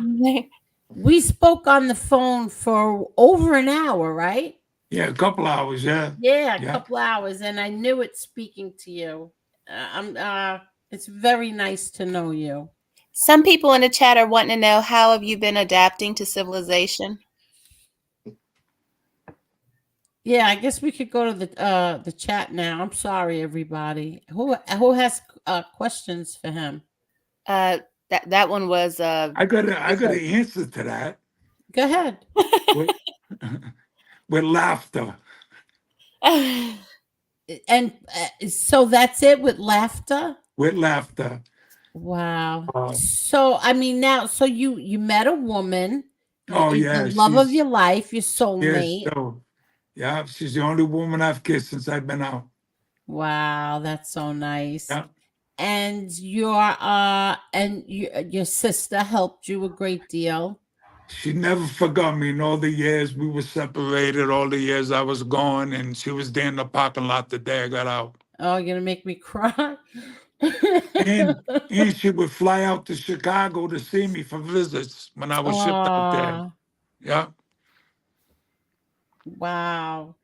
So now Show 'em that Indian. you had a woman, and when you got sentenced to that time, you let her go, right?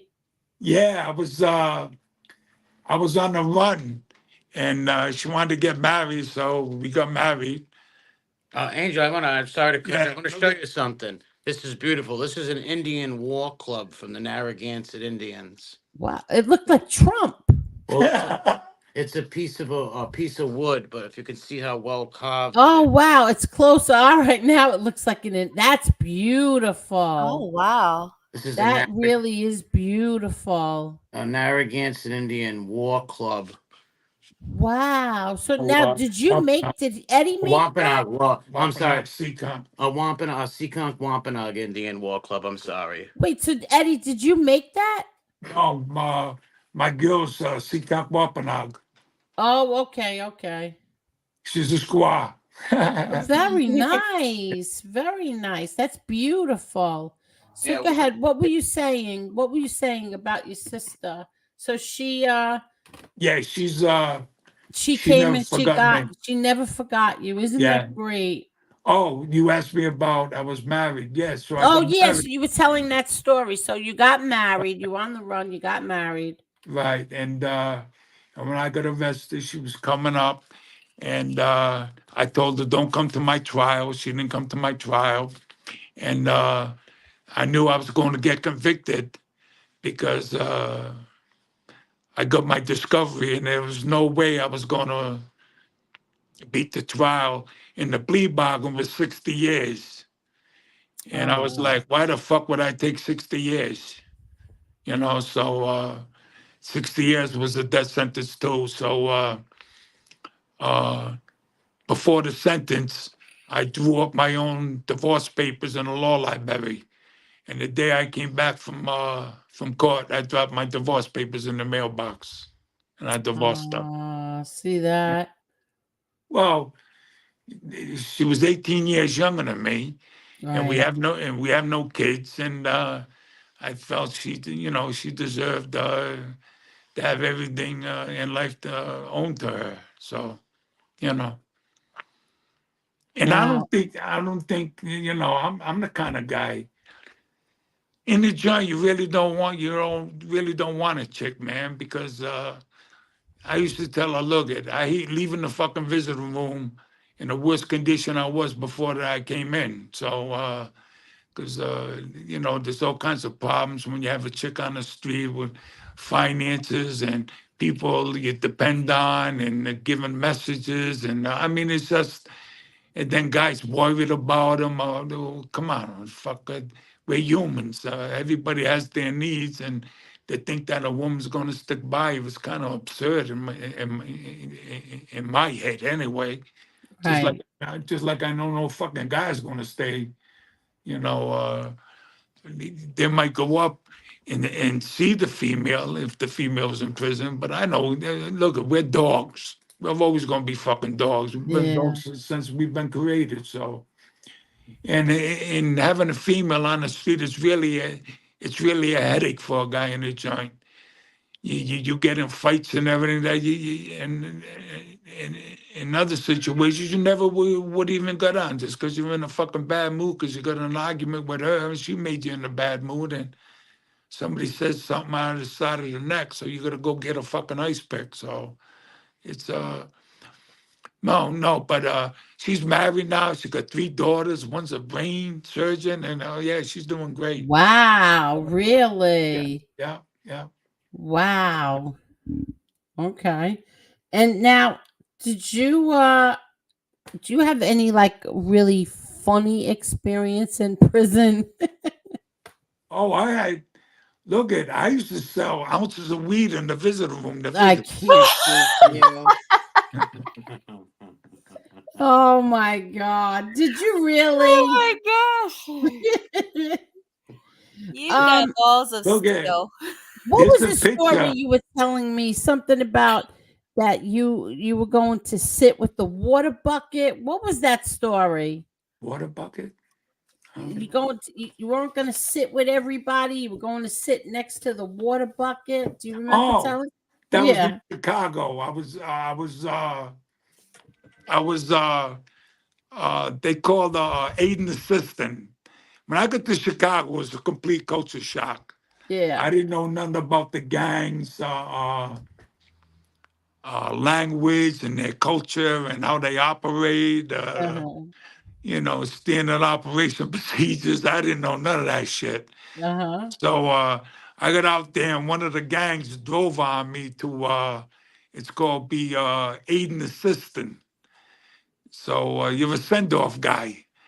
So if they want you to stab somebody, you got to go stab them. If they want you to hold contraband in your cell, you got to hold the contraband. You're a gopher for them, like on a probation period of time. So I sat down with the leadership in the dining room in Stateville, and I told them guys that this shit ain't happening. Mhm. And so I said, so what's my options? And one guy told me, well, you got to go PC. That's called protective custody. So I stood up at the table and I said, let me explain something. Where I come from, half the joints PC because of me. I don't go no fucking PC. I said, here's what we're going to do. I'm going to go to my cell and I got the prison acumen. I'm going to make two shanks. I'm going to tape them to my hands and I'm going to step out on the tear tomorrow morning and you're going to beat me down and we're going to fucking do this every time I come out the cell. And so they said, no, Franco, you're misunderstanding me. What we're saying. I said, no, I don't. I understand you recruit in prison through fear and intimidation. Why you want somebody that's that weak to act a wench to all your rules and policies and everything through fear and intimidation, that's on you. I mean, but that's not happening with me. I said, so if I want everybody in this dining room to know I'm not affiliated with your gang, where do I sit in this dining room? They said, over there by that water bucket. So I go with that water bucket. They're the big, gigantic fucking, what's it, 50-gallon thing like garbage cans? Yeah. With a water spout at the bottom of it. They have water. And so he said, over there with that water bucket. So I got my tray and I went and sat at the table. Within a month, I had guys from every fucking mob sitting at that table with me. Because there's a universal language in prison, and that's sports. When it comes to Wow. men's prison, Yeah, I wow. by sports. Yeah. So I became the biggest bookie in the joint. Yeah. But And now, I was the new twine. but what would you how would they how would you pay them back with cigarettes? How do you pay them? Well, you pay them back for what they lost, the losses. Well, you start off, Like, how do they pay you? Say I want to say I want the Yankees to win, and what do I bet? 5 what? Cigarettes or $5? well, you could pay 5 cans of cigarettes. You could bet $5. You can pay $5 in food or $15, $20 in cosmetics. Oh wow. Stamps is a big thing. Oh, stamps. Yeah, that's right. Stamps is big Stamps in are a the, big thing. yeah. Stamps is because stamps you can hide them real good. You know what I mean? If you got like 5,000, 10,000 stamps, you can put them in your TV, in your typewriter, in your radio. I mean, it's just, it's a culture, man. Anything's possible. Wow. Wow. Anything else? Anybody have any other questions? I love this. You ever thought about writing a book? Yes, and I refuse. I'm never going to do that. Not going to do that. I've been asked, I've even been, some people try to put me in contact with the publishing companies and stuff. I don't write no book. I sued a guy to put me in a fucking book. Yeah, that's right. You Yeah. did. He sued the guy who put him in the book because he lied about you. You Yeah, he sued did. him. Yeah. And you won that lawsuit, right? No, it's still pending. Oh, it's still pending. Yeah. Okay. I thought you won it. I sued him, his co-author in the publishing company. And I tried to stop the movie, but then I dropped the temporary restraining order. I let the movie go on. Oh, there was a movie? Yeah, it's stupid. All right, don't tell us because we don't want to watch it. Yeah, yeah. If they lied about you, we don't want to watch it. So not me, about anybody. It's not but a fucking lie. Well, here's what the thing: the guy wrote the book and never thought I was getting out. I got the sentence reduction after he came out with the book. Okay, so this man wrote a book and he lied about you in the book. Yeah. So thinking you're never going to get out of prison, Yes. you get out of prison. Now Yeah. you sue him, and what? When I got out, he offered me $10,000, and under the condition that I do a cameo at the end of the movie that was going to come out. And I told him, "You're gonna be out of your fucking mind. You think I'm gonna do a cameo and give everybody an impression that I'm fucking endorsing all them fucking lies you said in that book?" Oh, good for you. Yeah. Good for you. And so that's still pending. Yeah. Well, he won the bankruptcy. He filed for bankruptcy and won, but then the bankruptcy's been reopened again because it's been proven he lied at bankruptcy. Oh, wow. Yeah. It's a piece of all shit. around. Yeah, exactly. This is what makes me so furious that these people think that they can just write books and write whatever it is that they want to write in them. See, that like pisses me off because like there was a book written about my brother and it was filled with lies, but my brother won't sue. You know, that pisses me off. But I'm glad you did.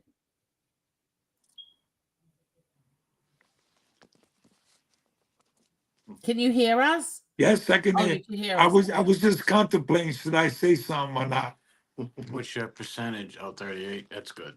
You're You all can right. say whatever you want. Well, did you tell him I said hi? Oh, I will. Okay. I will. All right. Be sure you do that. Yes, I will definitely. So now, I have like let me see. Did you continue? Oh yeah. So we already know you continued your education. Let's see. I have a whole list of questions, but you answered every single thing without me even asking you. But what was the worst experience you had while incarcerated? When I had my kneecaps knocked off, another time. Wait a second. Wait, what? Yeah. I've been through some wars, kid. So Yeah. your kneecaps got broken? Yeah, my arms got broke, my kneecaps. Been stabbed a few times. Oh, yeah. All in prison? Oh, yeah. Well, on the street, you shoot a motherfucker in the joint. Oh, Well, wait yeah. a minute. I can't say none. Yeah, well, there was one time people thought I had a gun. And you back in didn't. back in the 70s. Okay. Yeah. So that was your worst experience was your broken kneecaps in prison? Yeah, I mean, you take a beat down. Yeah. Oh, okay. It's kind of hard being an OG and after 48 years in prison and never taking a beat down. It's like a badge Okay. of fucking honor. Oh, really? Yeah, I mean, especially when you go to court and you testify for the guys that did it to you. So, everybody here knows the story, so, Oh, okay. Warrior. Yeah. Oh, so you testified for the Yeah. for the guys who did. Okay, I'm not touching that anymore. Yeah. Now, were you assigned a job in there? Yeah. Well, What was your job? in Rhode Island, I was a law clerk. Oh, nice. I was the head law clerk. I reorganized the entire law library. Right. You told us that. What about in Yeah. Chicago? And in Chicago, I was a bookie. Oh, that's it? That was your job? I didn't ask for no other job. Yeah. Okay. And now when you're in there, you don't have TVs in your cell. You have a room, an area that you go to watch TV? No, in the feds, you can't have TVs. In the state joints, you can. Chicago, you had TVs. Rhode Island, you have TVs. But see, in Rhode Island, it's one of the only maximum security prisons in the country where you don't have cable. All you have access to is the four major networks: ABC, CBS, Right. NBC, and And you Fox. had PBS, right? Yeah, Because PBS. I Yeah, know my father had PBS. He used to love to watch because he couldn't eat, so he used to love torturing himself by watching cooking shows. right. But in Chicago, they had that they in the state joint, Stateville's the state joint. They had cable television.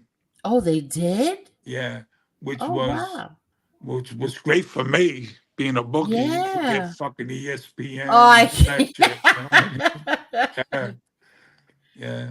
Oh, wow. Stay up with all the latest injuries of the top players and shit. So yeah, that was So great. now, when you're in state, you're allowed packages, right? You get packages. Some states, in Rhode Island, you could only get one Christmas package until last year. Now, every four times a year, you can get a package sent to you from someone from the street. Oh, really? See, in Yeah, New York, in state where my nephew was, you get a package once a month. yeah. He told me what he does with that. Yeah, yeah, I think 30 pounds. Is yeah, it 30 pounds or 20 pounds? I forgot what it was. But yeah. that you can get once a month. And you have to see how these women pack what they have to pack into Yeah. that little it's unbelievable Well, in the Rhode tricks Island, that they come up with to make that weight. you can only buy from what's listed in their commissary, Keefe. You Oh, go really? online and you can see what and the limit is the monetary value that they list for Oh, each item. really? Yeah, they don't go by pounds and stuff. No, I don't know how it is. Every state has different Yeah, policies. Some every states you state's can't do it. different. Some states you can't Really? do it at all. Yeah, I mean, people don't realize some states still have parole. Some states abolish parole, like the feds. You got to do 85%. Wow. Illinois, there's no parole. Florida, there's no parole. Rhode Island, there's parole. Massachusetts, there's parole. I mean, that's the way the system is. Wow. Same thing with the packages. Same thing with the tablets. Like I was saying earlier, there's no universal operation for tablets. Every state decides individually what's allowed and what's disallowed with access to that tablet. Now, why wouldn't they allow people to have tablets? Like, Well, what's the downside to having for inmates having a tablet? there is none. No, I mean Not that according to the like the government. What's the downside to that? What's their reasoning for not wanting it in their state? well, here's the thing, technology is so fluid, okay, uh, that they feel, I'm assuming, that eventually technology will be assessed where they can't prevent it, guys getting Wi-Fi on their own in prison, Okay. that there will be advances in technology. You have some prisons that have such a problem with cell phones that this company has created a mechanism where the state prisons, and even the feds, they buy the system from this company and it blocks off all tablets receiving and sending Wi-Fi. Really? Yes, yeah. Yes, they do. See, my nephew had a tablet and it would work as a um trying to think. It couldn't go. You could email each other back and Yeah, forth. We could email each other. they do that in And Rhode Island. Yeah, yeah, do that in Rhode that Island. we could do. So you could write each other back and forth. You could Yeah. send him pictures that way. I Well, would they send him don't all. allow pictures in Rhode Island. They But don't? no, you Why? not under. I told you every state's different. But why wouldn't they allow a picture of your baby or something? Look at here's what Pennsylvania does when you write a letter to somebody in the prison, state prison in Pennsylvania. They send that letter to a company in Florida. Every letter, every piece of mail that comes to inmates in the state of Pennsylvania, and that company in Florida photostacks the picture or the letter, whatever they get, and they keep the original and they send it back to Pennsylvania. And then Pennsylvania authorities will deliver that picture or that letter to the inmate.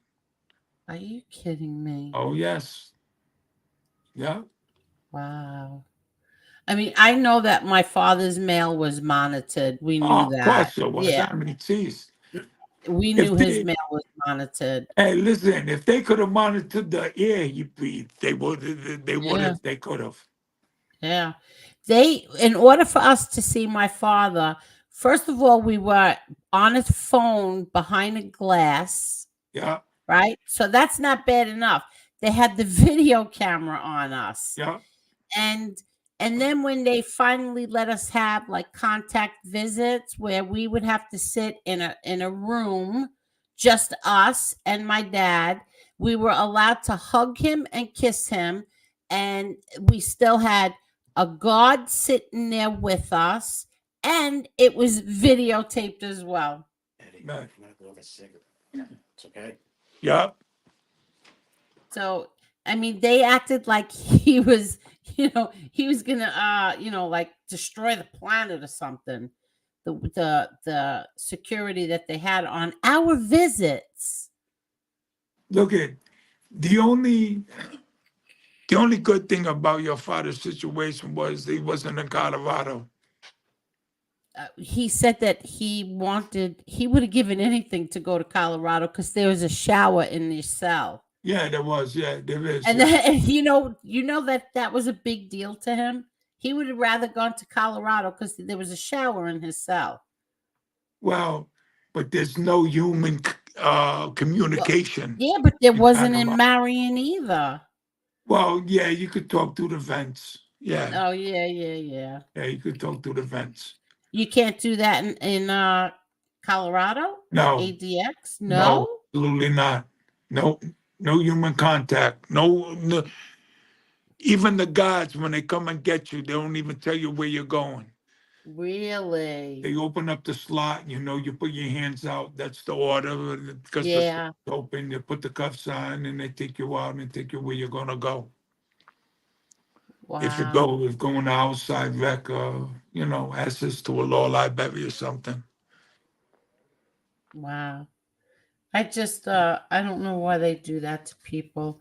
I could see if you have a reputation of like hurting somebody, troublemaker, hurting a guard or another inmate, but when you're just like a regular prisoner, and somebody like my father is not going to hurt anybody. He's not going to go after a guard and stab them or anything like that. So I just don't comprehend treating people like that. Well, look at. I was in Lewisburg and Leavenworth with some top-notch guys. And I don't see why your father wasn't there instead of Marion. Yeah, because he wouldn't sign this piece of paper admitting, that he was No. yeah. No, I mean, these guys didn't sign nothing. And they've been in there for decades. Yeah, and it didn't help that his adopted, make-believe adopted, self-proclaimed adopted son told the government that he was passing messages through his attorneys. He was Right. still running things through his attorneys. Yeah, well, that had a lot to do with it. Yeah, exactly. But whatever. So if that's all over with now. So I'm so happy for you that you have everything going good for you now. You got your soulmate, you've got your sister, you got this crusade that you're on, which is unbelievably great. Well, I found my niche. Yeah, exactly. And so how often do you do this? Like you speak in these places? Like you also did you did you go to Brown University? Yeah, I spoke there twice. Yeah. Yeah. I was What's even going to a couple classes at Brown University I was invited to, and reading classes. And so regarding slavery, and I love history. Oh, Don't you mind me too. because I have, No, that's okay. That's okay. So you love history also. Wow. oh yeah, Yeah, teen just, history. just like him. Yeah. Yeah, exactly. We was talking about Himlaka today. Oh, Hamilcar, Yeah. Hannibal Barca. Yep. Yeah. The Dina father. do it too. Yeah. About the Punic Wars and Carthage and Rome. Scipio Africanus. Yeah. Scipio the Younger. Talk about received his father. Cicero, the great Oh senator wow, of that's Rome. what you were Yeah. talking about today? Yeah. I went to visit Nick today. Yeah. Oh, very nice. Oh yeah, so we have pictures of that too. Why didn't I show those? Hold on. Oh, Rocco Forgot all took this. about those. Here He they loves are. you. Oh, There you yeah. are. Oh, wow. There you are. I might sneak down there someday and kidnap that dog. I want to kidnap every dog I see, though. Yeah. I know, right? Me too. I love dogs. I don't know why only two of them came in here. See, I hate this thing, this StreamYard. I put three in, and meanwhile, there's only two. Where's the other one? That's weird. The one where he's hugging him is a Just, good one. just send them Yeah, a picture exactly. of Where the is license that plate. one? Let me see where that Uh, is. Hold on. Yeah, I've sent you. Did you get the picture of the license plate? Yeah, I know. I cut it out so that nobody would no one would see the license plate. Did you want that in? Yeah, I don't care. It's on Oh, my you're so profile. funny. It's on my profile page here in Rhode Island. All right, let me see. I think I cropped the license plate part out.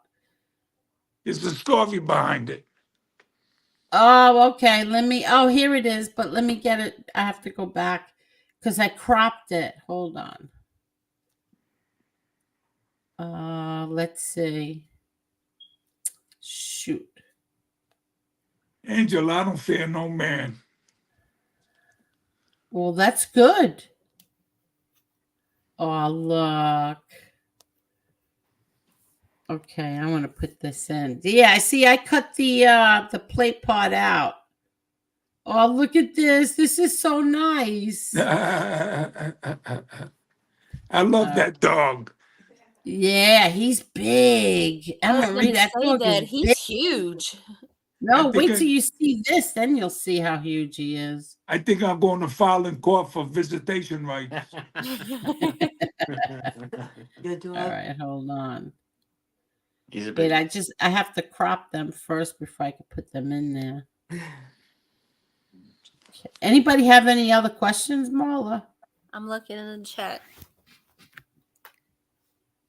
Okay, and let me put it in. Where are we?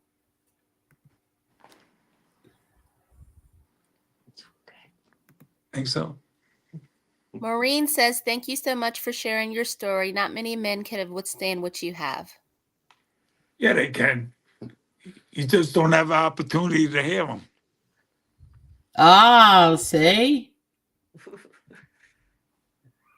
Okay. It's very unusual what happened to me. Getting out. So, okay. They're both in now. Okay. Look at this.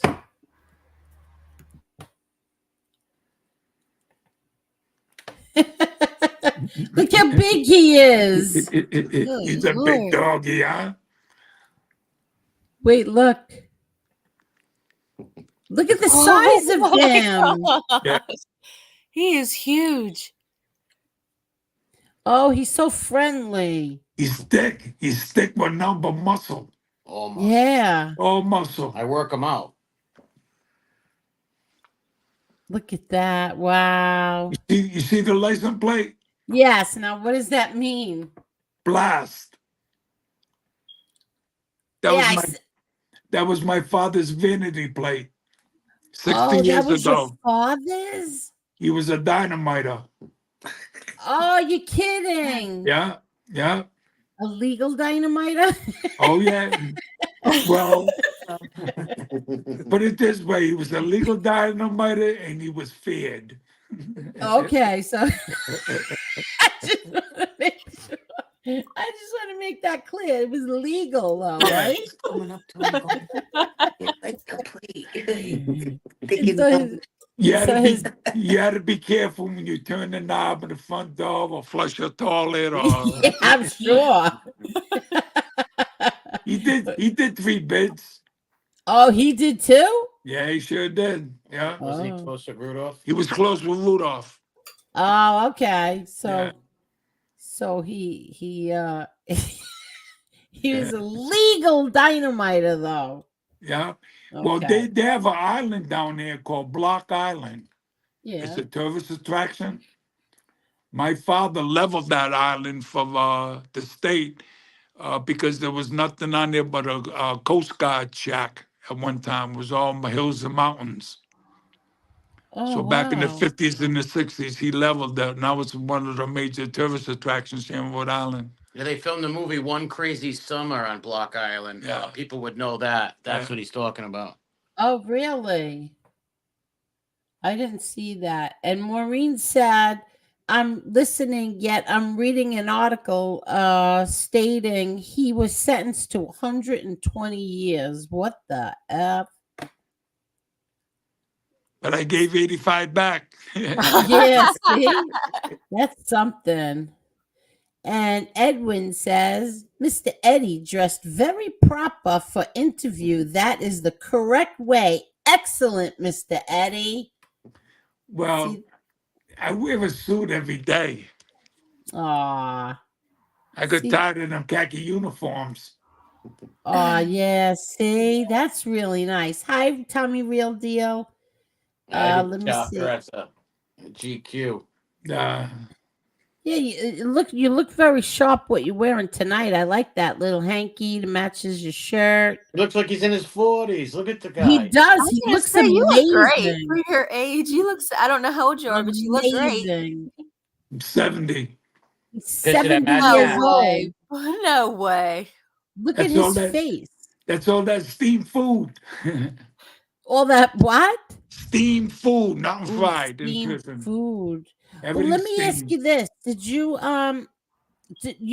eat the prison food, or did you cooked like the way that they cook now? Well, What I were some of the refuse- things you ate in there? Well, don't forget, I refuse to go to the dining room. Oh, right.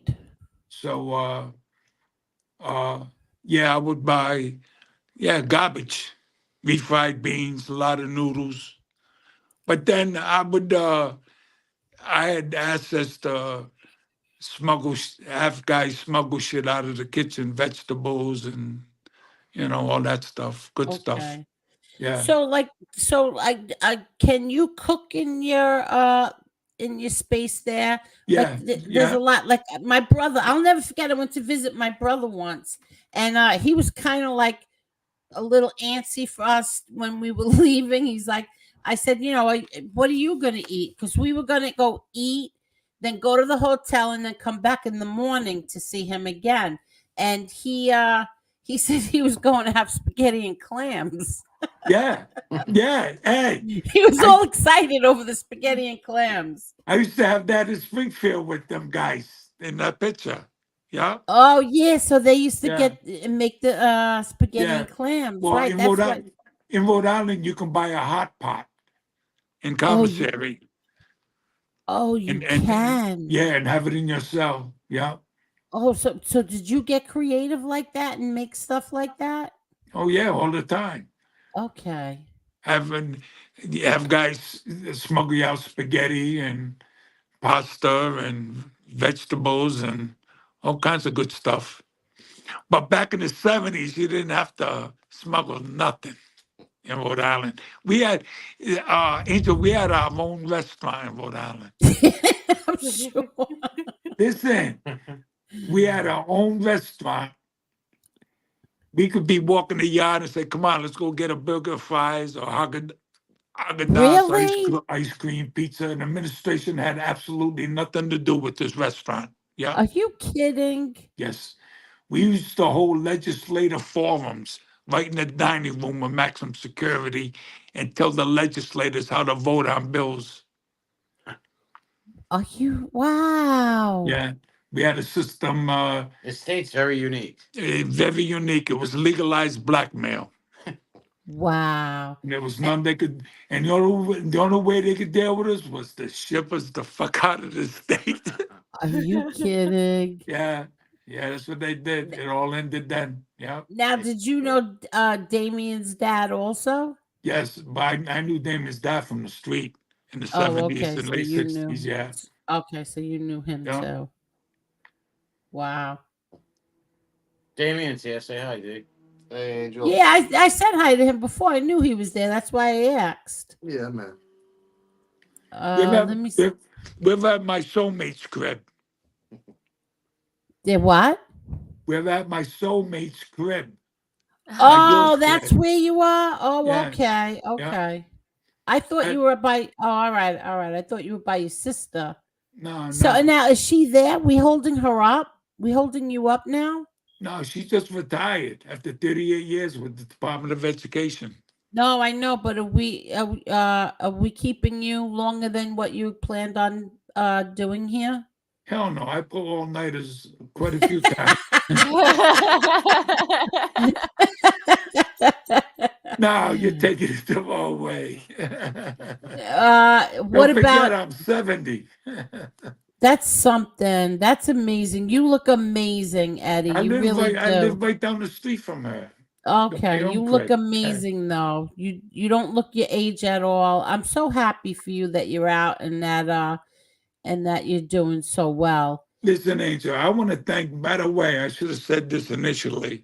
I want to thank you for giving me this platform to navigate these issues on here with what's going on with the Department of Corrections in the state of Rhode Island and what's going on down there at the state house, because it's I'm kind of fed up with the nonprofit organizations down there. I quit the coalition board and I quit the steering committee. I got elected to the steering committee because they just I think they're only concerned about their board of governors and their tax write-off donations to these nonprofit organizations, and they want to try to navigate your narrative, and I'm not about all that. So No, I'm so happy that you came on here. I want to thank you for coming on here. This was great. Yeah, thanks, This is Angel, for having him on. no stop. I'm so happy to have him on. He's such a wonderful man. I had such a nice time talking to him on the phone. We spent a lot of time on the phone. listen, we laughed. Exactly, I know. We talked about a lot of things we can't talk about on here. Yeah, you do have an infectious laugh too. Yeah, I know. yeah, we do. We talked for quite a while. Yeah, Yeah, and I told you some stories too. I Hey, know. Yes, you did. Yes, you forget did. about it. Yeah. Yeah, that I'm very happy, and I would like to. I hope everybody helps. A lot of people, unless you know somebody who was in prison, there's a lot of people who say, "Oh, so what? You committed a crime, you deserve it. You deserve what you get when you go to prison." But everybody deserves like second chances. You know, Well, you're still human. you're still You're human. still Yeah. human. God. I remember that. I remember this kid that got arrested, and I think he was 16 or 15, whatever it was, and they were taking forever. It was over a backpack. The kid said he was innocent. They put him in Rikers Island. They put him in solitary confinement. I think it was 2 years. They never even like they kept postponing everything. He ended up killing himself because he was in solitary confinement. Last year, they had 7 people commit suicide here in Rhode Island, the smallest state in the country. That's 7 people. 7 people. And so far this year, 2 people have committed suicide. And I go to the wakes and the funerals and say hi to the family. Some of them I knew, some of them I don't know, you know. But And these are inmates that are in solitary? yeah, the majority of them were, yeah. Wow. It does, you're not the same person. If you get out, you're not the same person you was when you go into solitary. I don't Right. give a fuck if you're doing 5, 10 days, let alone a year. It's but put it this way as an example. Take everything out of your fucking bathroom and lock yourself in the bathroom for a month. I know. You know, my Uncle Pete told me that once. Yeah. My Uncle Pete said, because he's like, you know, with the thing with my father, and he's like, Angel, go in your bathroom, take everything out, and sit in there. Just try to sit in there for 1 hour and see how you like it. See, we all have characteristics where what we wish upon our worst enemies, Yeah. and what are you capable of physically doing to your worst enemy? Well, I know what I mean, I could put a motherfucker in the bathtub with a blowtorch. So, but I mean, you There's know, one or two people I'd like to see. yeah. God forbid. But I No, mean, seriously. uh, Lately, yeah, I see but I mean, if few you're an people. upstanding citizen in a society, and you play and claim to follow the high moral road, Hmm. when do you stop torture? What Yeah. is your level? How bad will you admit torture to a fellow human being? There are people Like who waterboarding. Do you approve of waterboarding? no, I don't. Waterboarding's torture. You I know, don't. I mean, uh, no contact with human beings. It's exactly what it means. Solitary. Yes, but how come You're they by don't do yourself. that? But how come they don't do that to like child molesters and child killers and Oh, they go animal in there. abusers They and could. They go. No, they go in solitary confinement too. they do? I've Oh never yeah, heard of absolutely. any of them in solitary. Oh Serial yes, yeah. killers, they go in No. solitary? Oh yes, they go in solitary confinement for breaking prison rules. Yes, they do. Yes, don't let no one tell you they don't. They do. But that's if And they break prison rules. right, Otherwise, they're put in population, right? right. But don't forget, a lot of guards that work in prisons, they have families, they have children, and they're similar to the God. See, I said, no, okay. Testified at a finance committee last year in the House, and I had a senator. She asked me. She goes, "Mr. Franco, what do they choose to be called? Formerly incarcerated, or prisoners, or inmates, or residents, or what do they prefer?" I said, "I don't know, but I'm a convict." I said, "Tell you the truth, they don't give a shit what you call them." If I found it so absurd that she had that question of the thousands of questions she could have asked me relating to the And she issues. wanted to know what you prefer to be Yeah, called. no. Well, what do What they think that what do people in they think? society want them to call? They don't give a fuck what you call them. You know Wow. what I mean? But don't call me a child molester, a stool pigeon, a baby killer, one of the, one Yeah. of those. And those people in there, they catch hell from prison guards. They do. Oh, they do? Oh, yes, they do. Don't let no one tell you they don't. Oh, yes, they do. But a lot of them here in Rhode Island, now they become confidential informants in the prison system. Oh. And so now in Rhode Island, they're protected because that's their grapevine to get information. Look at Yeah. my circle prior to getting out was so small, like 5 or 6 guys. And I proclaimed to a picnic table out in the yard, and I put a memo out. Nobody sits at this fucking table unless you're invited.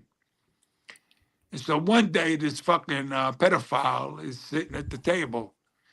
And I didn't want to sit at the table, but I walked to the table. I sat on the other side of the table. I said, hey, you piece of shit, you didn't get the fucking memo? And he said, what memo, Franco? I said, this is my fucking table. Get off my table. So he said, I'm going to go tell the cop you threatened me. I said, go ahead. I don't give a fuck. You go tell the cop. Now, they got a shack out there that's tinted windows that's about 20 feet away from where the table was, because I had the table in right between the 2 phone banks, Okay. equal distance between the 2 rows of phones. So I don't give. So he went over there and he knocked on the window, and the cop come out, and he could tell, he said, what the fuck you want? Because he knows the guy's a pedophile. Wow. He goes, Franco just threatened me. And he said, he threatened you how? How the fuck he threatened you? He told me not to sit at his table. And the cop told him, what the fuck? Then don't sit at his table. He shut the door on him. You know? I mean, the cops treat them like shit too. But unless you're they're steady getting information from you, but they're so fucking protected in Rhode Island. Look at, I walked around the yard with a couple of my friends. I was telling Damien and Nikki, they know who I'm talking about. Was walking around in the yard one time. I came back from Chicago, and the guy told me, he goes, want to know something, Franco? I said, well, he goes, one of these days, all these motherfuckers are going to get together and beat up a good guy. Oh, And really? that's how terrible Rhode Island is right now. Meaning he's outnumbered. The Yeah. guys are Oh, outnumbered. wow. Good guys are Yeah. outnumbered Yeah. by the fucking mutts. Yep, they are. Wow. It's terrible. I wouldn't, if I went back to the joint and got shipped out again, I wouldn't tell nobody I was from Rhode Island. Wow. I tell them I'm from fucking Mass or something. I wouldn't tell them I'm from Really? fucking, yeah, Rhode Island used to have such a high standard reputation everywhere in the fucking country. Oh, wow, you from the fucking ACI, Rhode Island? Everybody knew about Rhode Island in the 70s and 80s. Now, forget about it. One of the dangerous prisons per capita at that Yeah. time, right? Look, it was a war zone. It was a battlefield, and I loved every fucking day of it. I did. I did my thing, girl. I did. I mean, Really? absolutely. I loved every fucking day. And come on. What better joy can you get than selling ounces of weed in a fucking visitor room to I visit? can't. Listen, there's a picture. Okay, I don't know if I told you this. There's a picture in 1973 or 1974 on the front page of the biggest newspaper here in Rhode Island called the Providence Journal. And it says under the caption of the picture, this is Eddie Franco in his cell at maximum security with 2 friends surrounded by money and drugs. Oh my God. And I've been trying, and I just hooked up. I just hooked up about a month ago. My cousin Jackie, she lives in upstate Albany, New York, right? And she told me that her mother, my Aunt Betty, was so proud of me about that picture. She went around and showed all her fucking friends Oh in New my York. God. Swear to God, true story. Oh my God. True story, man. Unbelievable. And how old were you? I was about 19, 20. Oh my God. And in the picture, I got like 10 pounds spread out all over the fucking cell. And money all over the table. We're throwing it up like graffiti in the joint, you know? Oh And my God. bottles of fucking pills. Oh my And hey, and God. they talked about a big internal investigation. Nobody said a fucking word to me about it. Really? Nobody ever fucking approached me about investigation about that picture. Wow. And it was in a newspaper? Yeah. Well, what happened was I created this. The guy came in. He was a private photographer, independent photographer for Providence Journal, and there was a black guy named Omar. And so we came in, and I could. This is when I came back from the transfer in Connecticut the first Uh-huh. time. So you know, we got to talk, and he was a pretty good guy and everything. He was in there for a stick up. So he told me he was a professional photographer. I said, well, what if I get you the job in the visiting room with the Instamatic cameras, Kodak, the thing Yeah, flags out remember of it? those? Yeah, Yeah, these flags. Polaroids. Yeah, I Polaroids. said, what if I gave you this job? Because the guy in there don't know how to take pictures. Oh, yeah, would you take that job? He goes, yeah, yeah. So I got him that job in the visiting room. So then one day he told me, he said, you know, I get my supplies out of Camera Unlimited or something like that on Westminster Street. I said, what's the place? A double weight paper, the chemicals and everything. And if you can get them to allow that in to take pictures in the visitor room, you know, so I talked to the deputy warden. We could do anything we wanted back there. And he said yes. So I sent my girl down there. Omar gave me the list of supplies. She dropped it off.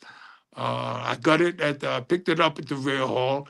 I gave it to him, and he made his cell into a dock room. And he had his own camera too. I had to send him from the street, and he was walking around the visiting room taking pictures with his own camera, and he was developing it right there in the prison, right in his own room, in his own cell.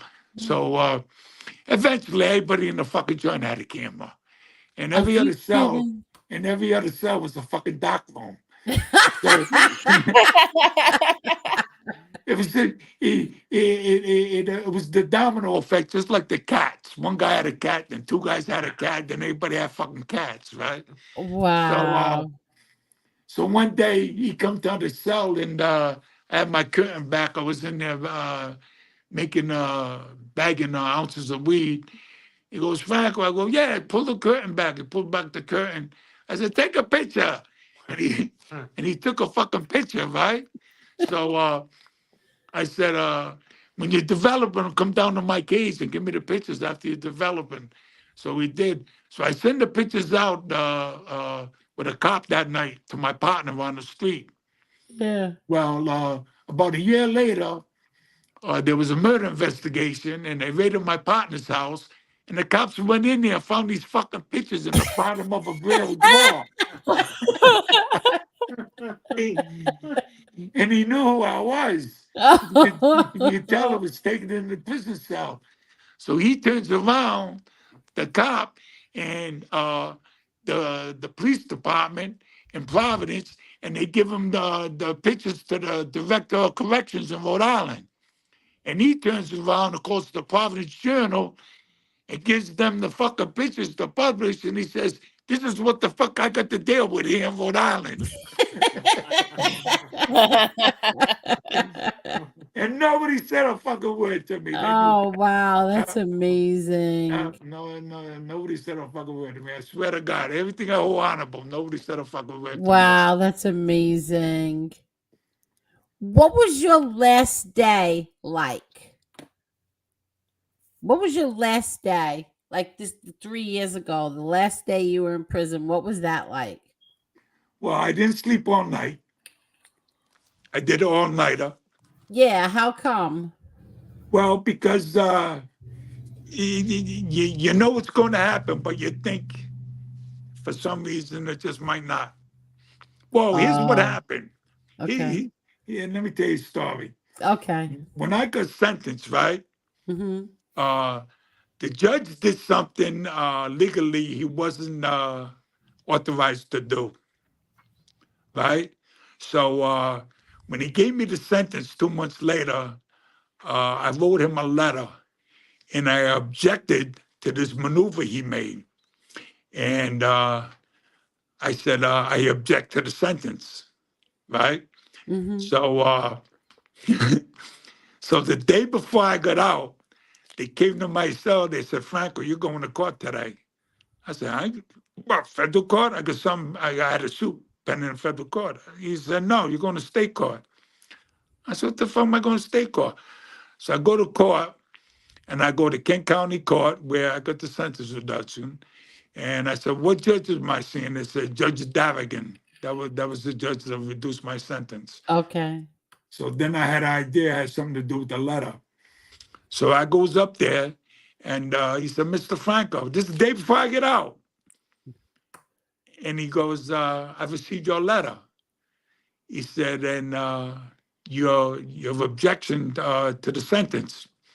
I said, yes, I do. And he goes, what do you have to say in regards to the letter?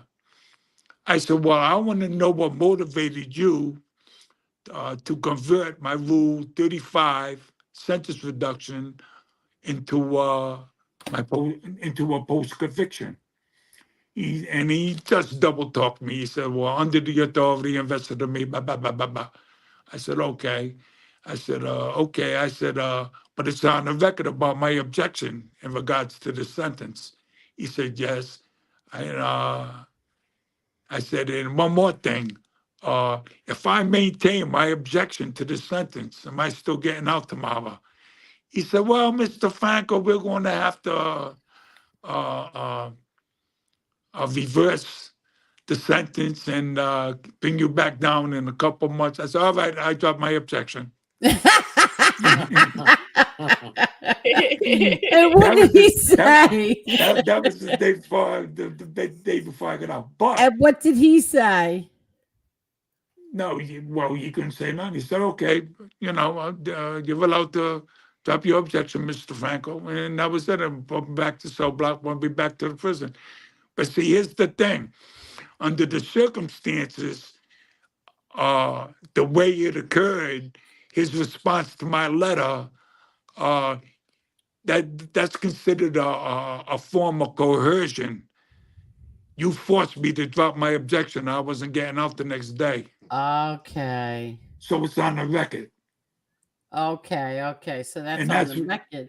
right. It's on the record. You coerced me. You threatened me my freedom Exactly. if I did not drop that objection. Exactly. That's the way jurisprudence is conducted. So And that's how I got out. I threw their own laws at them. I see. So now you didn't sleep all night because you're thinking, No. you're thinking what? This might not happen. I might not get out tomorrow. No, I knew it was going to happen. Okay. And, I was trying to think how it was going to affect me. And here's what they did. My friend, these motherfuckers, my friend ordered my friend ordered a limousine, right? Yeah. With a couple of chicks in there, from the spot down there, and so I was supposed to get out at 1 o'clock, and I'm waiting, and I'm not asking the cop, "Hey, what the fuck's going on?" No, I'm not making that kind of noise. Yeah. You're just know what I mean? waiting. Right. And, So now where are you? You're in your cell while you're waiting? You're all dressed and ready? Yeah, all my stuff's packed. I got I didn't want to bring nothing out but like my address book and stuff. All my property I was given to my friend that lived a few cases down. Okay. His niece is his nephew's married to my niece.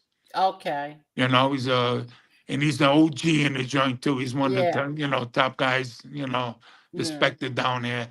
Anyway, so I'm waiting about 2:30. They come and unlock the door. So I walk out and I take the fucking TV and I throw it right in the fucking trash can. Because you can't give your TV electronics or nothing like that because they got serial numbers on them and And if somebody gets busted with it, you go to segregation and all that stuff, you know. Okay. So anyway, so I throw the TV in the fucking trash, the little fucking 13-inch piece of shit. So I get to the rear hall. The cop looks out the window. He goes, Franco, you got your electronics switch? I said, no, I ain't got no fucking electronics. Like I'm gonna watch that on the fucking street. So he goes, come on, Eddie, don't do that to me. You know, I could have put it in the book, the electronics. I said, get the fuck out of here. What, you're gonna stop me from going home?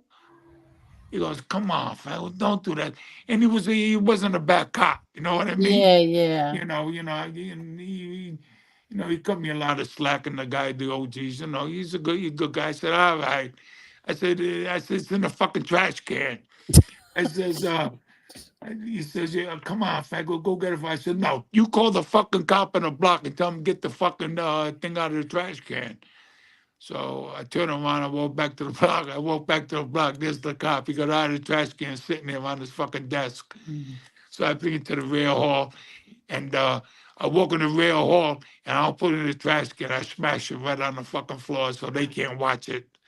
Oh my God. Because they'll take it and put it in their fucking recreation room in the rear Yeah. hall. So now who Yeah. picks so now you finally, after you do that, then they finally release you? Do they give you back your stuff that you went in there with? No, I didn't want nothing I went in there with. Oh, you didn't want anything? No, my personal property, that's all gone. Yeah, Okay. I send that out the minute I come in, like your rings and your watch and all that. Okay, Yeah. okay. You send that out, as soon as you get in, because it's going to get stolen anyway. But So they yeah, let I you went out out, and I went finally out at there, 30? Yeah. and see the other guy, the little guy in that picture? Yes, He yes. was there with his family, Oh, right? nice. And my sister and my nephew were there, all with their families and everything. And that little guy said, Eddie, I had to send the fucking limo. I had to send it back to the fucking spot. I had to tell him time's money, man. What the fuck? We don't even know when the fuck he's getting out. You may get out at 8 o'clock tonight or something. They did that. They did this shit on purpose. That's what they did. Yeah. So then how did you get home? My family was there with their cars. Okay, okay. We went right to a restaurant out here, and I had lobster. Oh, very Oh, that's nice. That's great. nice. Yeah, I had lobster. It was, and I was the quietest guy there. Oh, It was really? there was about 20 of us, all family and friends, and I was just soaking it all in. It was, Wow.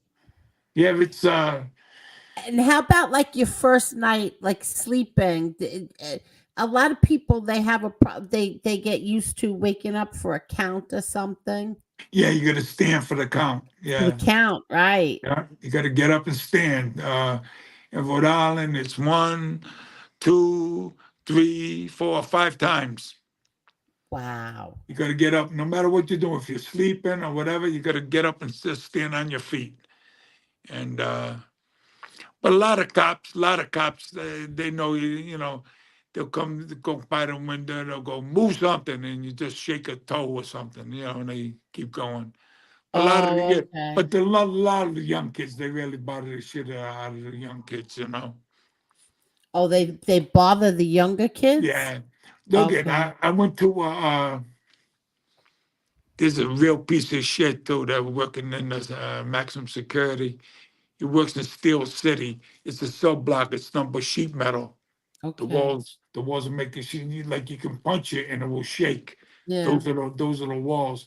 Well, there's a real piece of shit that works down there.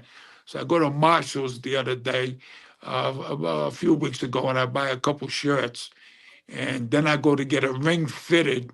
A ring on my pinky finger. It was a friend of mine gave me this gold diamond ring. It was a 10.5. I had to get it fitted to 8.5. I had it measured. So I go to the spot in Warwick. It's called Javits Jewelers. Mhm. So, and I'm walking out after I drop off the ring, and I see Marshall's, but it's in a different town. So I go in there and I tell the cop, I say, not the cop. I tell the customer service, I said, can I exchange these two shirts? Here's the receipt and everything, but it's a different month. She goes, yeah, you can do that. So I do that. I pick up 2 shirts. So I go to get in the checkout line, And I look down the lane, I see a cop there standing there with a fucking correctional uniform on. So I knew who he was. Real fucking piece of shit. The one of guys, Oh one of those God. guys that constantly bother all the young kids. Yeah. He'll shake their cells down. He'll take the Kool-Aid and pour it all in the bed under the sheets and everything. And one of them real fucking pieces. But he never bothers the old guys because he's a fucking coward. Yeah, Because he yeah. knows a lot of old guys got resources to deal with a fucking fool like that. Yeah, yeah. But he lies on disciplinary reports, send guys for sakes on lies and fabricated evidence and everything. So I walked up to him real slow like, and he turned his head and he goes, "Oh, Franco, hey, how you doing?" He stuck out his hand, so I shook his hand, right? And I ain't saying nothing.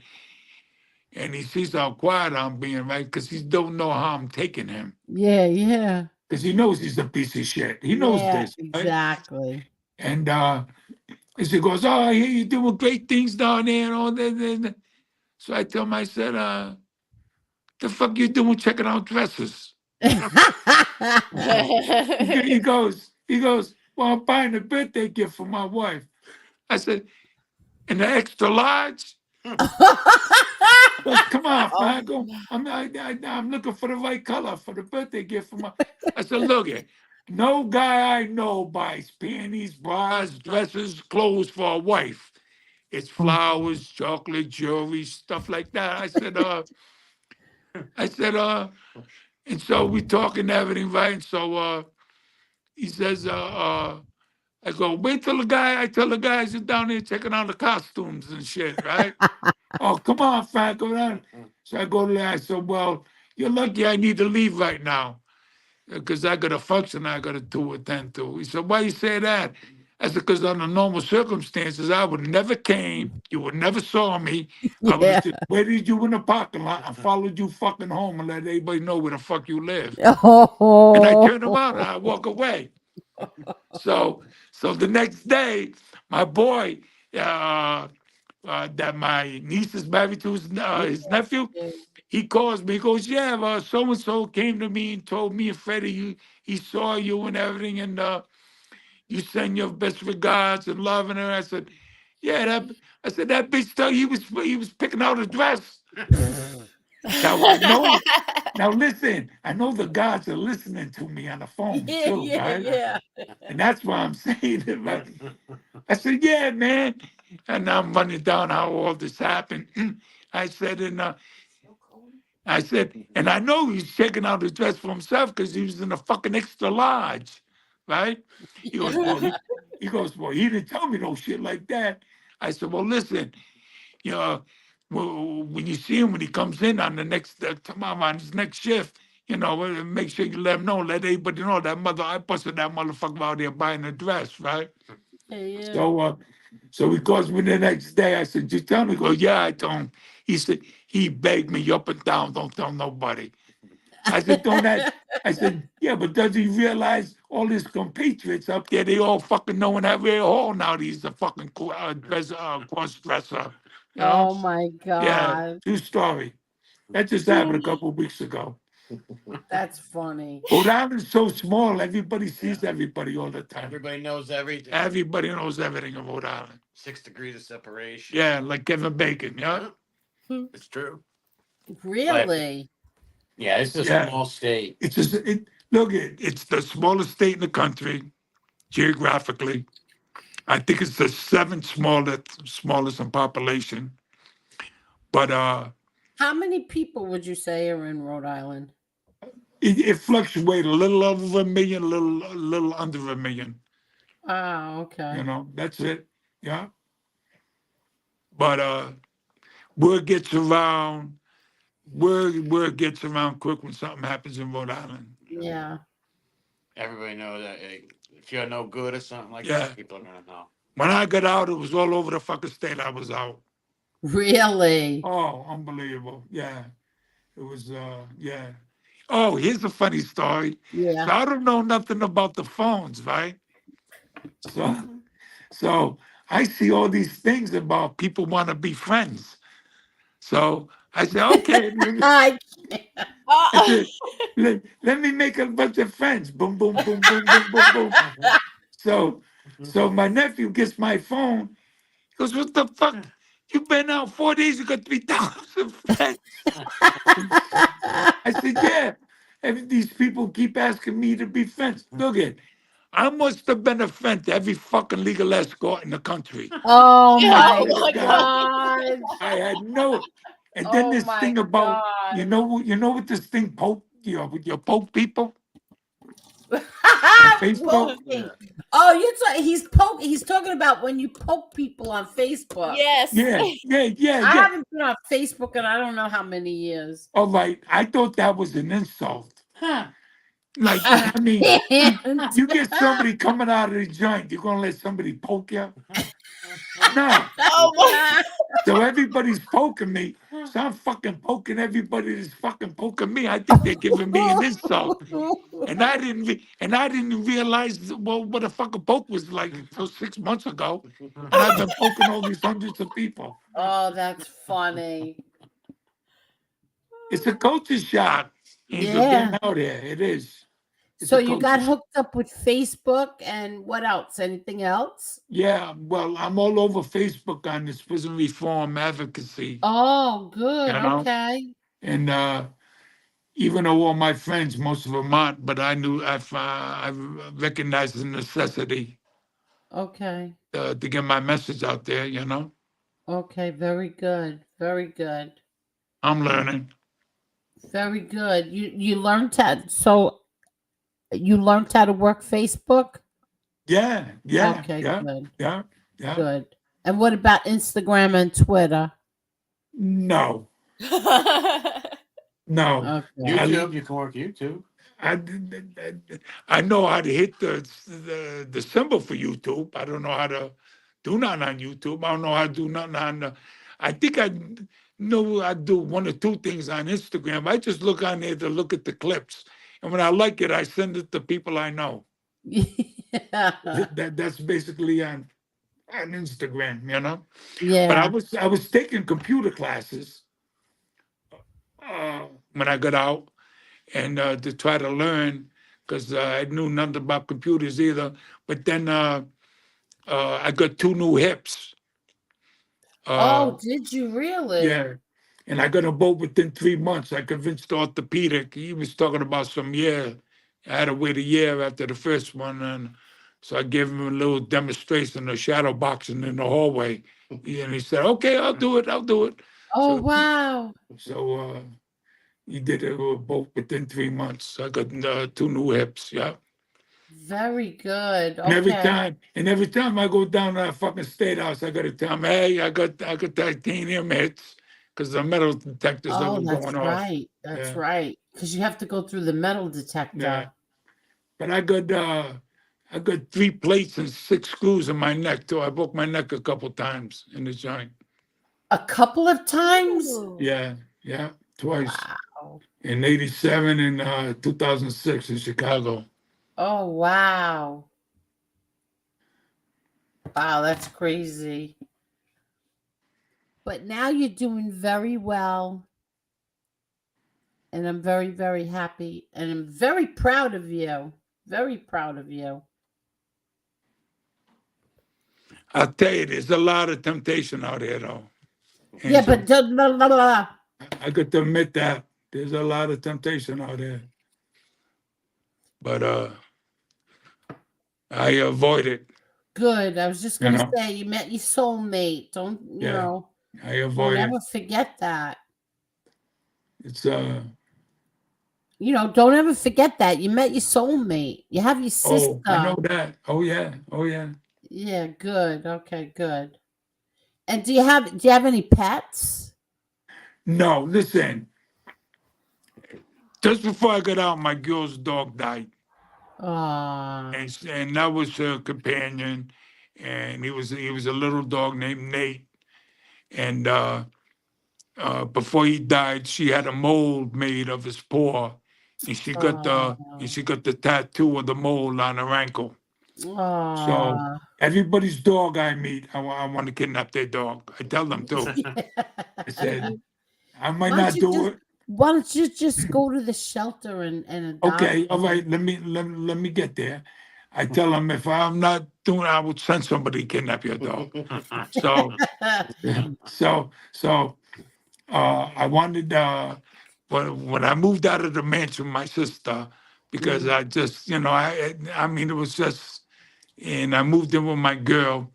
I told her she was working and everything, and I was trying to get my act together. But I always thought, I want a dog, I want to get a dog, want to get a dog. And she said, no, we ain't getting no dog. It was her apartment, of course, her house, her castle, and everything. Yeah. And so I bought a plant. And I posted it on my Facebook page. Right? She said no to a dog, so I bought a plant and I named the plant Doggy. That's Doggy. That's doggy. That's Doggy. And so so now, so you take care of Doggy? yes, I talked to Doggy and everything. And Yeah. doggy's right here. Doggy's in the pot right in front of Nick right now on the table. And he's growing so much too. He's getting taller. So her birthday's April 29th. And on April 30th, we're flying to Florida. Whose And, birthday's April 29th? My girl. So's mine. Wow. Isn't that something? Wow. How about that, huh? Yeah, so now where are you going? We're going to Florida on the 30th. We're flying out and we're spending the whole month of May down there. And we're coming back on June 3rd. Oh, what are you going to do with Doggy? We're getting a dog when I come back. No. Oh, that Doggy, doggy. your plant. We'll How do we show it? No. But wait, no. I want to know who's going to take care of the Doggy when you're away for a month. His sister. I mean, not his sister, her daughter. Oh, the plant. Her daughter's going to take care of the plant? Yeah, Claire's daughter. Okay.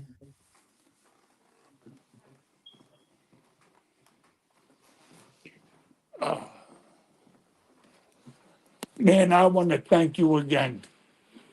Oh, no. Thank you. Where are you going? No, I had to go in the kitchen. Oh, okay. Thank you. Thank you so much. But who's going to take care of the plant when you're away? Her daughter? Yeah, her daughter. She's got very good. a 50-year-old daughter. Yeah. Okay, very good.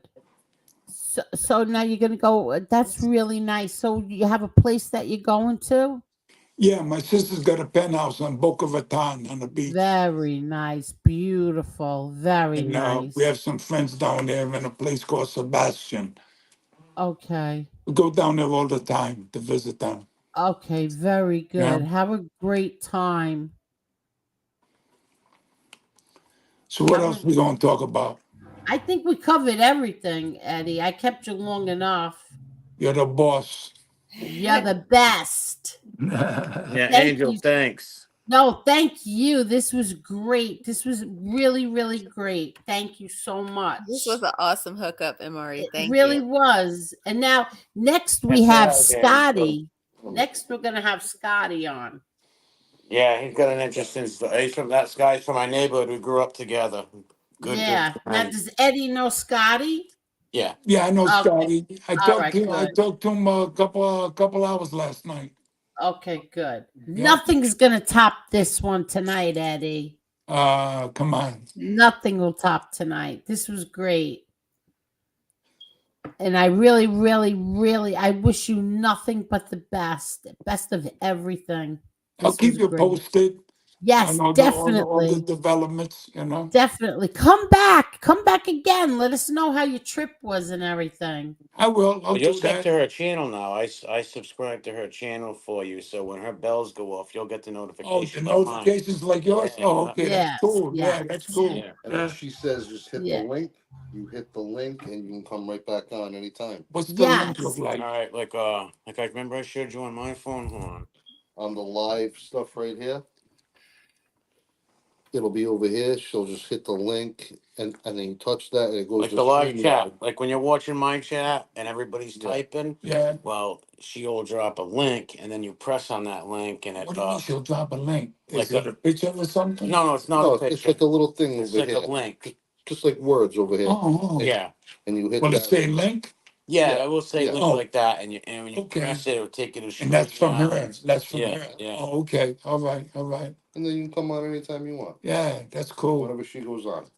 Oh, listen, I'll have a lot. I say a few things on Nick's thing. I see something I don't like.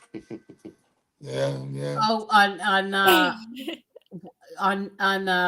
MRE's thing. Oh, yeah, I do. Yeah, I don't. You know, like what the fuck? A couple of things I said. I don't know. I forget, but yeah, he's always. Some about that helmet, motherfucker. Oh my God. Helmet. I think he was making threats or something stupid. Yeah, Helmet, yeah. yeah. I said Yeah, a couple yeah, things yeah. to that Don't helmet guy. even say it on here. Don't even Yeah. say it on here.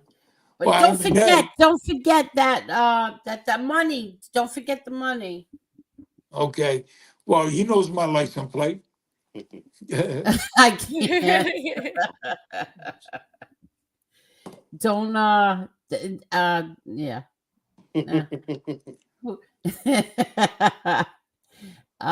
But definitely please come back again, Eddie. I will. I promise.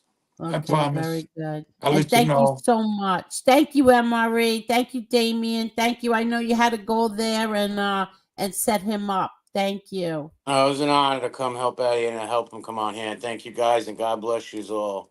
God bless. Thank you, guys. You too. Thank you God so bless, much, Angel. God Eddie. bless Come you back all. again, Eddie. Promise? Promise. Love and peace.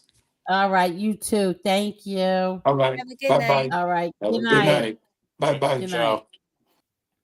I love that. That was I awesome. love it. I love that. I loved it. Now that is awesome. That's the kind of prison stories you like to hear. Because I mean, life has been his education. But he's just, I don't know how to Wow. describe it. He just restores my faith in real men. If that makes any sense. Yeah. They still are out there. Yeah. Wow. How did everybody like that? How did What did everybody like think? it? Oh, the chat, they're saying thanks, thank you, good night, good show. We got a lot of good shows. Everybody liked it. That's so good. And now we're gonna have Scott. I don't know which day yet. I gotta call him, and then we'll have Scott come on. And then they have other friends too. Oh, awesome. Mhm. A true gentleman, facts over feelings. You're absolutely right. Exactly. All that time and still very respectful. Oh, see, we didn't get to ask him these questions. Did you know Tony? Well, here's the thing with him. I'll tell you this. He will not say people's names. Like he won't say publicly like the names of the people in the pictures. He will not mention people's names. So I don't know. Maybe he would have said, if he knew him or not. I saw that video of Speck. He had breast enlargement. What? Oh. In prison, he had it. Wow. In prison, he had. Did he get that? He had breast enlargement. Oh, okay. No idea. We should have asked him. What's this? Hi, Evan. Nice guy, Brian. Good evening, Angel and Marla. I recently posted a video of Mickey Rourke taking Tupac to meet your dad. It's a great little story. R.I.P. John Gotti and Tupac Shakur. You did? Your dad met Tupac? There's a video of that? Or you just told the story of that? I told everybody that we were with Mickey Rourke not that long ago, a few years ago. When was that? Like 20. When was that? 2017 we saw him, I think.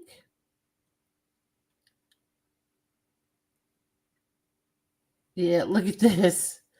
Let's all get along. Everything was good. Guys running around with yep and panties. I can't even imagine that. What? Like guys running around with boobies and panties Uh, in like you said, prison. well, I mean, wouldn't it depend on the year? Because it sounds like they used to be able to get away with a lot back in the 70s Yeah, in prison. I know.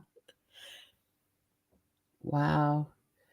Gerard says Statesville was the opening scene of the Blues Brothers. Oh, was it? Oh, I don't remember the Blues Brothers. Uh, seriously? I don't remember the Blues Brothers. Wasn't that back in the 70s? Weren't they the two dudes that wore the sunglasses and the black hats and the Yes, yes. ties and the suits? Yeah, I could swear that movie came out in the 70s. Dan Aykroyd, something like that? Yeah, John Belushi. Oh, John okay. Belushi and Dan Aykroyd. Let's see. The ACI. Susie. ACI is so different now. It's horrible. Not like the 70s and 80s. Wow. Susie, I believe, has somebody that's in the ACI now. She knows somebody who was in there.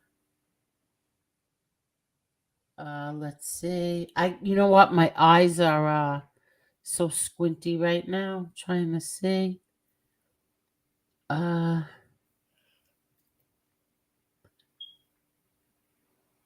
Everybody loved the show tonight, Angel. This was a hit. This was a Thank you hit. so much.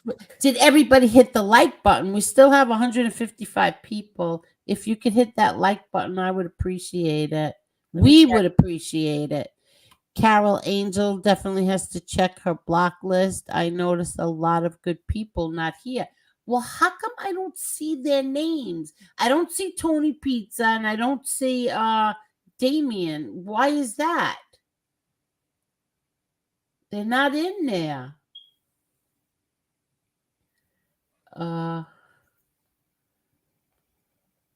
Let's see. Why are people blocking other people? Nobody got blocked tonight. Did anybody get blocked tonight? Hi, Wise Guy TV. How are you?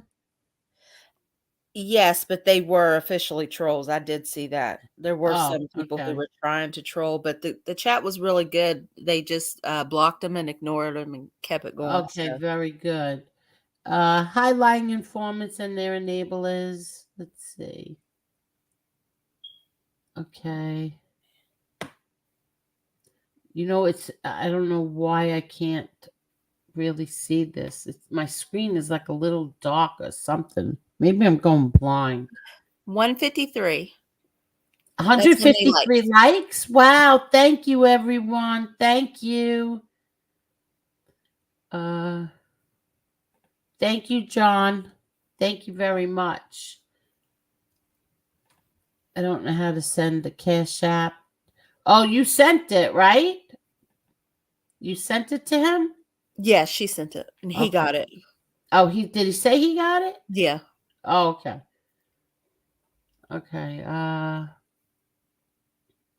Oh, okay. Maureen said she just read an article on Spec. He took female hormones to turn himself into a. Okay. In prison? Yes. They gave it to him in prison? Either that or he got him on the side, but she said that he did it to. He was a. I don't want to read all this. I'm gonna just put it up for you to read. Oh God. So just read an article on Spec states he took female hormones to turn himself into a prison whore. Yes. What? Both to survive prison life and to pay penance for his crimes against women? Wait, what? Hold on. So He he turned became. himself into a prison whore to pay, to survive in prison and to pay his penance against women. Apparently, that was his logic. Yeah, I don't get that. I don't either. And he died. How did he die? Anybody know how he died? Does anybody know how he died? Seriously. Susie Maureen said. says she sent you the link in the text. Okay, yeah, but I can't read it right Oh. now. I just want to know how he died. Let's All Get Along in the 70s and 80s. Oh, she's talking to Let's All Get Along. In the 70s and 80s, the inmates ran the prison in Rhode Island. They had things set up to have food brought in and just about anything they wanted. The chomos and rats weren't in Gen Pop. Oh. Heart attack. He died of a heart attack. Oh, he died of a heart attack? How old was he?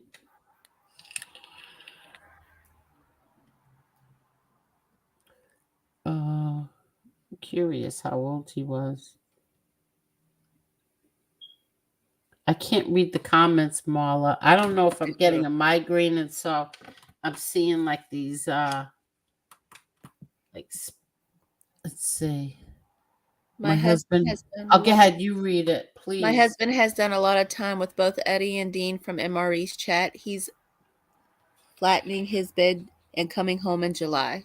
Oh, very good, Susie. Very good. So he's coming home in July. Adam's here. Hi, Adam. Hi, Adam. PD Pazan says another great interview, Angel and Marla. Thank you so much. Thank you. He was just an interesting character. He's Very interesting. I think King Dom is blocked too. Why would he be blocked? Gerard says some emotional wrench with their vendetta is blocking people. Were they blocking them tonight? Did anybody see people blocking people? I only saw people block people who were making inappropriate comments. Nothing more than that. Was it really inappropriate though? Some of them were, yes. I didn't catch all of them, but yes, some people were just coming in and just trying to disrupt the show. Okay. Anyone want to help? Cash App MRE at Dante1934. Okay, so if you want to help Eddie, Cash App MRE. Thank you, John. Thank you. See, this is what I like to do. Remember, you know what I was thinking of, Marla? What? Remember when we used to first come on here and we always said we just want it so that, you kick off your shoes, you come in, you sit on the couch and you hang out in the living room and we all just hang out and have a good time instead of I saw such degenerate shit in the past few days that I don't want anything to do with any of this anymore, ever. I'm not responding to these people. I don't want nothing to do with these people. The stuff that I have seen in the past few days or the past week is so disgusting, is nauseating, and I am so ashamed that I ever associated with some of the people that are on here. I don't want to do it anymore. Concentrate on Patreon, concentrate on nights like tonight, and have another night where we all have good times. We play Jeopardy and we do things like that. And that's it. Is Jeopardy the only game we could play on here, or could we do like a Family Feud type thing? Or maybe what's that one where they put up the letters and they give you the AEIOU one? What's that show called? The Wheel of Fortune? Yeah, is there a variety of games you could play on here, or is it just Jeopardy? I didn't see anything but Jeopardy. Oh, okay. I'll find out though, but I didn't see anything but Jeopardy. If you'd like to help this gentleman, cash out $sign Dante1934. I like that name, What? Dante. Dante, that's my I'm just nephew's learning name. about Dante's Inferno. Are you really? That's my nephew's name, I'm just Dante. now learning about that. I swear Yeah. I'm always an hour late and $1 short, but it's interesting. Let's see. You know what else I'm trying to read? What? Having a hard time with it. The Prince. They Now, what is say that? it's called what's by Machiavelli, and apparently a lot of politicians and smart people read it, which is why Okay. I'm probably not able to. It takes me forever. It's It's from back in the day though, so it's written in a different style that you're not used to even speaking in, let alone. okay. I hear a lot of people say that, but I have a feeling that a lot of people really didn't read it. Well, he's talking in a different language, and I wanted to read about it because I like he allegedly he based this book off of the Borgia Pope's son. I'm trying to think. I want to say it's Cesare Borgia. Okay, That Cesare. he's supposed to, that's allegedly what it's based off of, and I liked him in history, so I wanted to read it. But he kind of comes off a little bit. I don't really know his religion. He kind of comes off a little offensive sometimes. Some things he says. But I don't know that he's meaning it in a bad way because I don't really understand the talk. But I'm going Okay. to try it again. So, what's the other one you're reading? Dante's Inferno? Well, I was watching a documentary on that.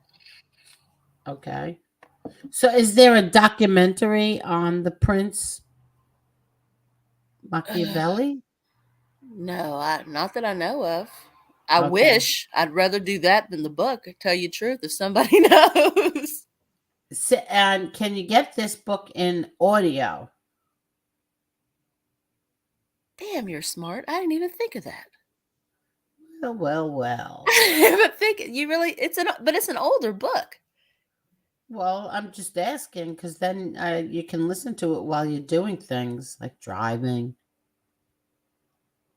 cleaning, cooking. Yeah, I'm gonna look that up and see. Let's see. What else do we have here? I can't believe like my eyes are going tonight.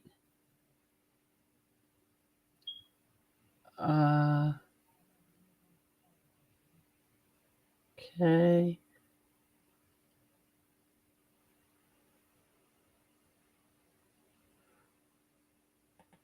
Reuben Carter used to tell me about when they would throw him in the hole, everything he refused to go along with what the prison wanted. Oh, he refused to get along with what the prison wanted.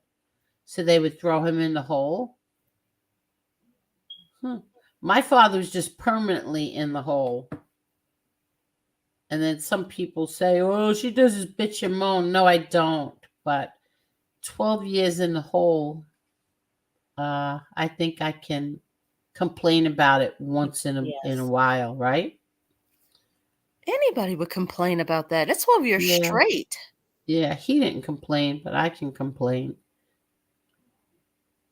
Let's see. Live free or die is on a license plate. Live free or die. I don't know if you can't put anything more than 8 letters on a license plate. I used to have those vanity plates, and you could only put 8 letters or numbers in New York anyway. Yeah, who blocked him? Why were you blocked, my Brad Hunter? Oh wow! Why I were didn't know you he was blocked? blocked. Yeah. Why? I don't understand why he was blocked. Let's see. All right. What's this? Trying to read. I can't see, Marla. My How eyes far up are are you? yeah, my eyes are really bothering me right now. Mustang Mike says this guy is a gentleman. Yes, he is. Frankie Calabria, how are you? Hi, Chris Trock. I wonder if Eddie knew my dad and cousin. So ask him. What's this? In Norway, prison is like a hippie camp. Amazing what the Norwegian have done with prison reform. Really? I'm curious now. I'm gonna look that up when we're done here. I want to look that up. Norway prisons. Okay. You know, there's a lot of things that other countries have that we don't have. Eddie, you could have avoided prison. You lived your best life, played sports. Um I think he could have made a good lawyer, like a civil rights attorney. yeah. But listen, he came from a what's the word I'm looking for? Childhood, an abusive childhood. So he didn't have I don't know why, he ended up as a juvenile in juvenile detention. Can you imagine? No, They would send 15-year-olds to prison back then. back then, yeah. I thought they didn't do it back then, but they do it now. I always thought if a child got sentenced, they had to do a certain amount of time in a juvenile place, and then when they hit 18, they transferred them over. Um, I don't know much about it. I really don't. I know that's shocking to some people, but I really don't know much about it. Not with kids anyway. No, that's just sad. So what so Ange, what are you talking about? Leave the drama for the hate channels, not welcome here. What is that about? And Marla, you better change that battery in your alarm. That's actually a broken one. I have a new one. I just didn't throw that one away. Oh, well then you should. I'm going to. Okay, they Eventually. talk I'm about so used to it. private, and that doesn't bother your dog or the cat? No, he's knocked out. I'm surprised you didn't hear him snoring. No. They talk about privatizing prisons. They'll be like a business, and then people will have difficulty getting released because the private corporations will want them to stay as long as possible. Oh my God. Hmm. Okay. I'm scrolling all the way down. Oh, Real Deal sent you a cash app too for Eddie. Yeah, he got it. Okay, good. The Truth Hurt says, the man had a hard life and is humble. Yes, he is. Yes, he is. I enjoyed that so much. Sonny, The Truth Hurts. I think I can't really see if anybody is asking anything. Boy, I don't miss that. People telling you when you can or can't call your family and writing for some and waiting for some gavon to get off for your next call. I actually really can't see. Hi Zen, how are you? What is it? What's going on? Is it your vision getting blurry? Blurry, yeah. It's like I have a feeling I'm going to get a headache, like a migraine, and that's why my eyes are like squinting right now. I have a feeling because it's really hard for me to see right now. You want to cut it short? Just Unless you want to read some of these. I don't know how far where to begin because I don't know where you're at. Hold on. I am at here at what time is that? I can't even say.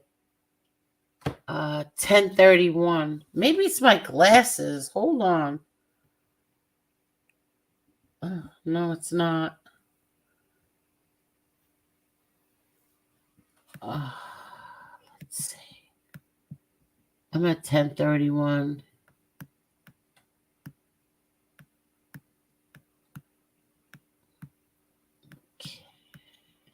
Hold on, I gotta go way up.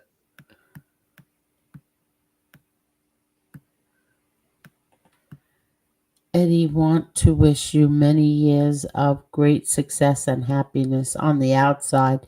And you're a great guy fighting for people's rights and speaking up for all the injustices of the correctional system. Yes. Oh, look at this. My Brad Hunter. Thank you so much. A little something for Eddie. God bless. Stand up all the way. Thank you. Well, how we get this to Eddie now? But thank you. I'll figure it out. Let's see. Hey, I'm my at Brad. 10:40. I'm trying. Hold on. All right, go ahead. Take your time. I'm trying to find it. Hold on. You said 10:31. All right, I'm at 10:42. So hold on. All right. Well, you I'm gonna go turn the alarm on and I'm gonna take some Motrins. Hold on. All Okay. right. No worries. Whew. Oh, good Lord. Okay, I'm just starting from here.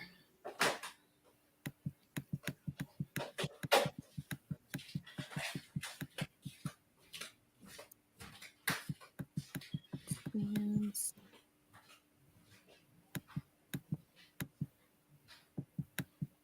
We'll start here.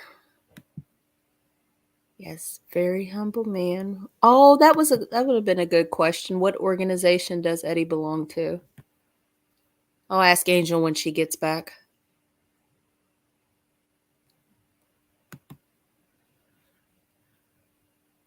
Let's see.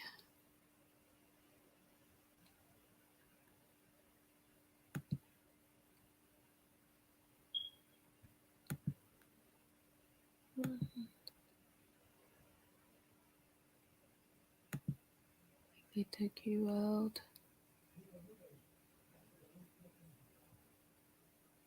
Hold on, you guys. I'm just waiting. You guys are just talking to yourselves in the chat. I'm trying to find a comment.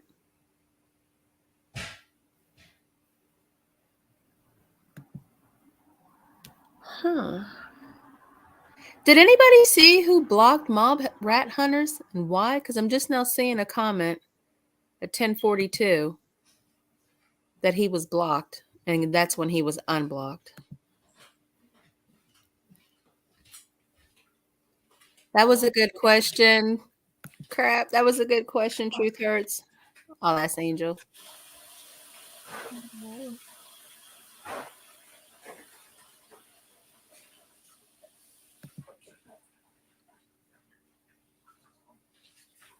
Oh, damn, Marky Mark. You didn't tell that story when you were on here. You got stabbed in the back?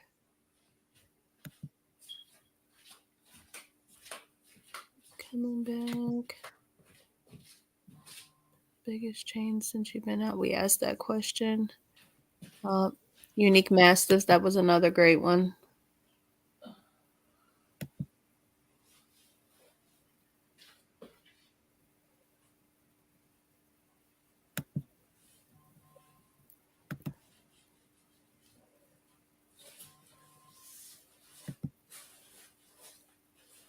In mass, let's see. In mass, we get a 13-inch black and white for like $90. Was better than nothing. You shitting me?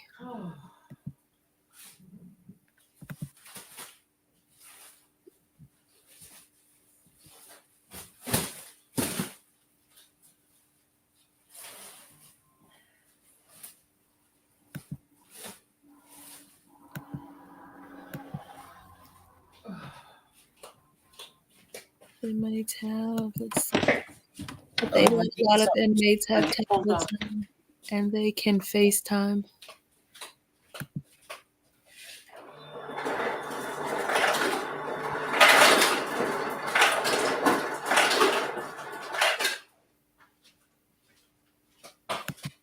My thoughts exactly, Zen. They honestly do not make men like old timers anymore. God help us all. Oh my God, I don't know what I did with the Motrin.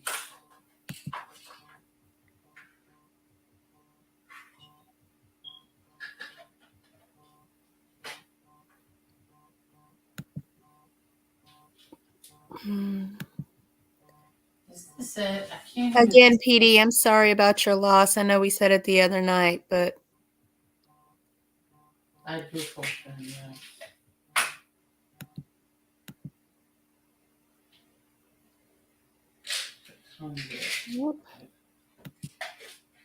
there's a difference between inmates and convicts.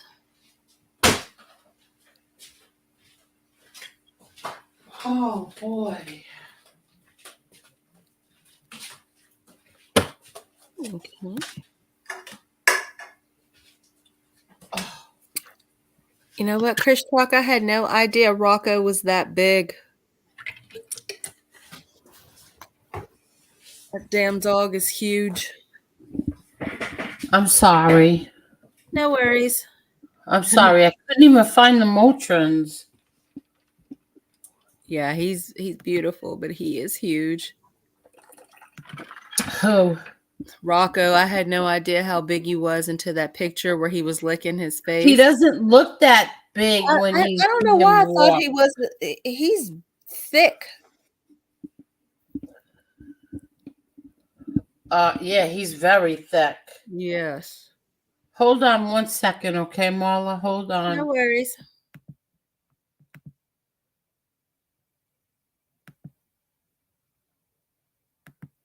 Alrighty, just talking here.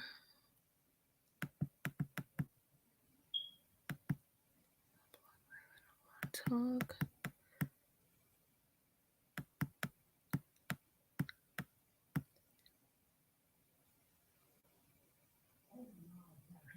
Let's see.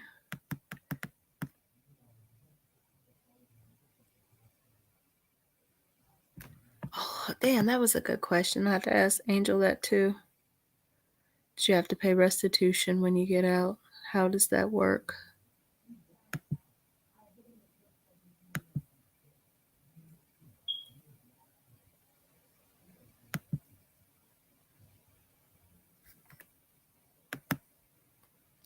Wish him all the best.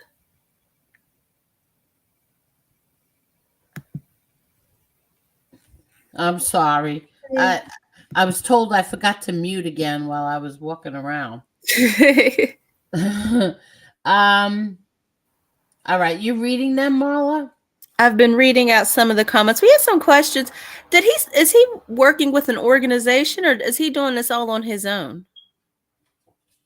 Excuse me. I think he said he was doing. Now I got the hiccups. I think he said he was doing this all on his own. Okay. Right? That was one. Yeah, that was one of the questions. Oh, yes, because I heard he said he was working with 2 organizations at one point in time. But yes, and he quit the coalition board. Okay. Yeah. So I think he's doing this on his own. But if anybody wants to help, you can write I wrote the names down. The senators' names, which was, where did I write them now? Oh God. Well, they did say him, and MRE spelt out one of the names. Yeah, I wrote it. But then I messed up all my papers. Because I'm telling you, I know it's going to happen. I'm going to get a migraine headache. So here it is. Lita Shikashi. Shikashi. I can't. It's Shekarchi and Dominic Ruggiero. These are the senators for the state, right? Yes. Mm-hmm. Yes. Senator Sagacci and Dominic Ruggiero. We should get like the real address and everything for them, and then I'll put it up on the community post. And this way, write letters and stuff if you really want to help. I like this. I always wanted to do something to help with the prison reform because I don't believe in putting people in solitary confinement for any amount of time. I'm against it. But whatever. I'm sure everybody's going to pick that one apart too. I'm against solitary confinement. Let's see. Well, posting. What an ass wipe. Oh, I see. What? All right, bye, moron.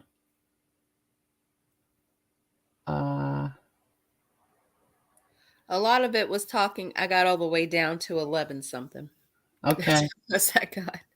So there was only like a few troublemakers that came in. Yeah, for some reason we did pretty good tonight as far as that was concerned. People Okay, took them out very early and didn't make a big deal about it. So Okay, very good. Did everybody hit the like button, please? If you're watching this on the replay, hit the like button. let me see where we're at. I'm looking forward to having Scott on as well. We've had Scott on here before, but not for the time tales. 164. Oh, thank you, everyone. Thank you, everyone. Yeah, and if you're watching it on the replay, don't forget, hit the like button, please. Okay, we're on 3.5 hours, Marla. You ready? You ready to call I'm ready. it? I'm ready to call it. You need to rest your eyes. Yeah, I really do. Everyone, thank you so much. Thank you, Eddie. Thank you, Emery. Thank you, Damien, for going there and setting it up for him. Thank you, everyone. Thank you guys for coming by, and thank you for the likes. Yeah, and I'm sorry I didn't read the comments while Eddie was here, but it's just like I didn't want to like when you have people on and then you're reading the comments, you're not really paying attention to the people that are on. Yeah, and it's distracting too. It's very distracting, and I was really interested in everything that Eddie had to say. So I'm sorry, everyone, I didn't get to all the comments tonight. But thank you for everything. Marla, I love you. I love you too. Have a good night. Good night, Good night, everybody. everyone. Thank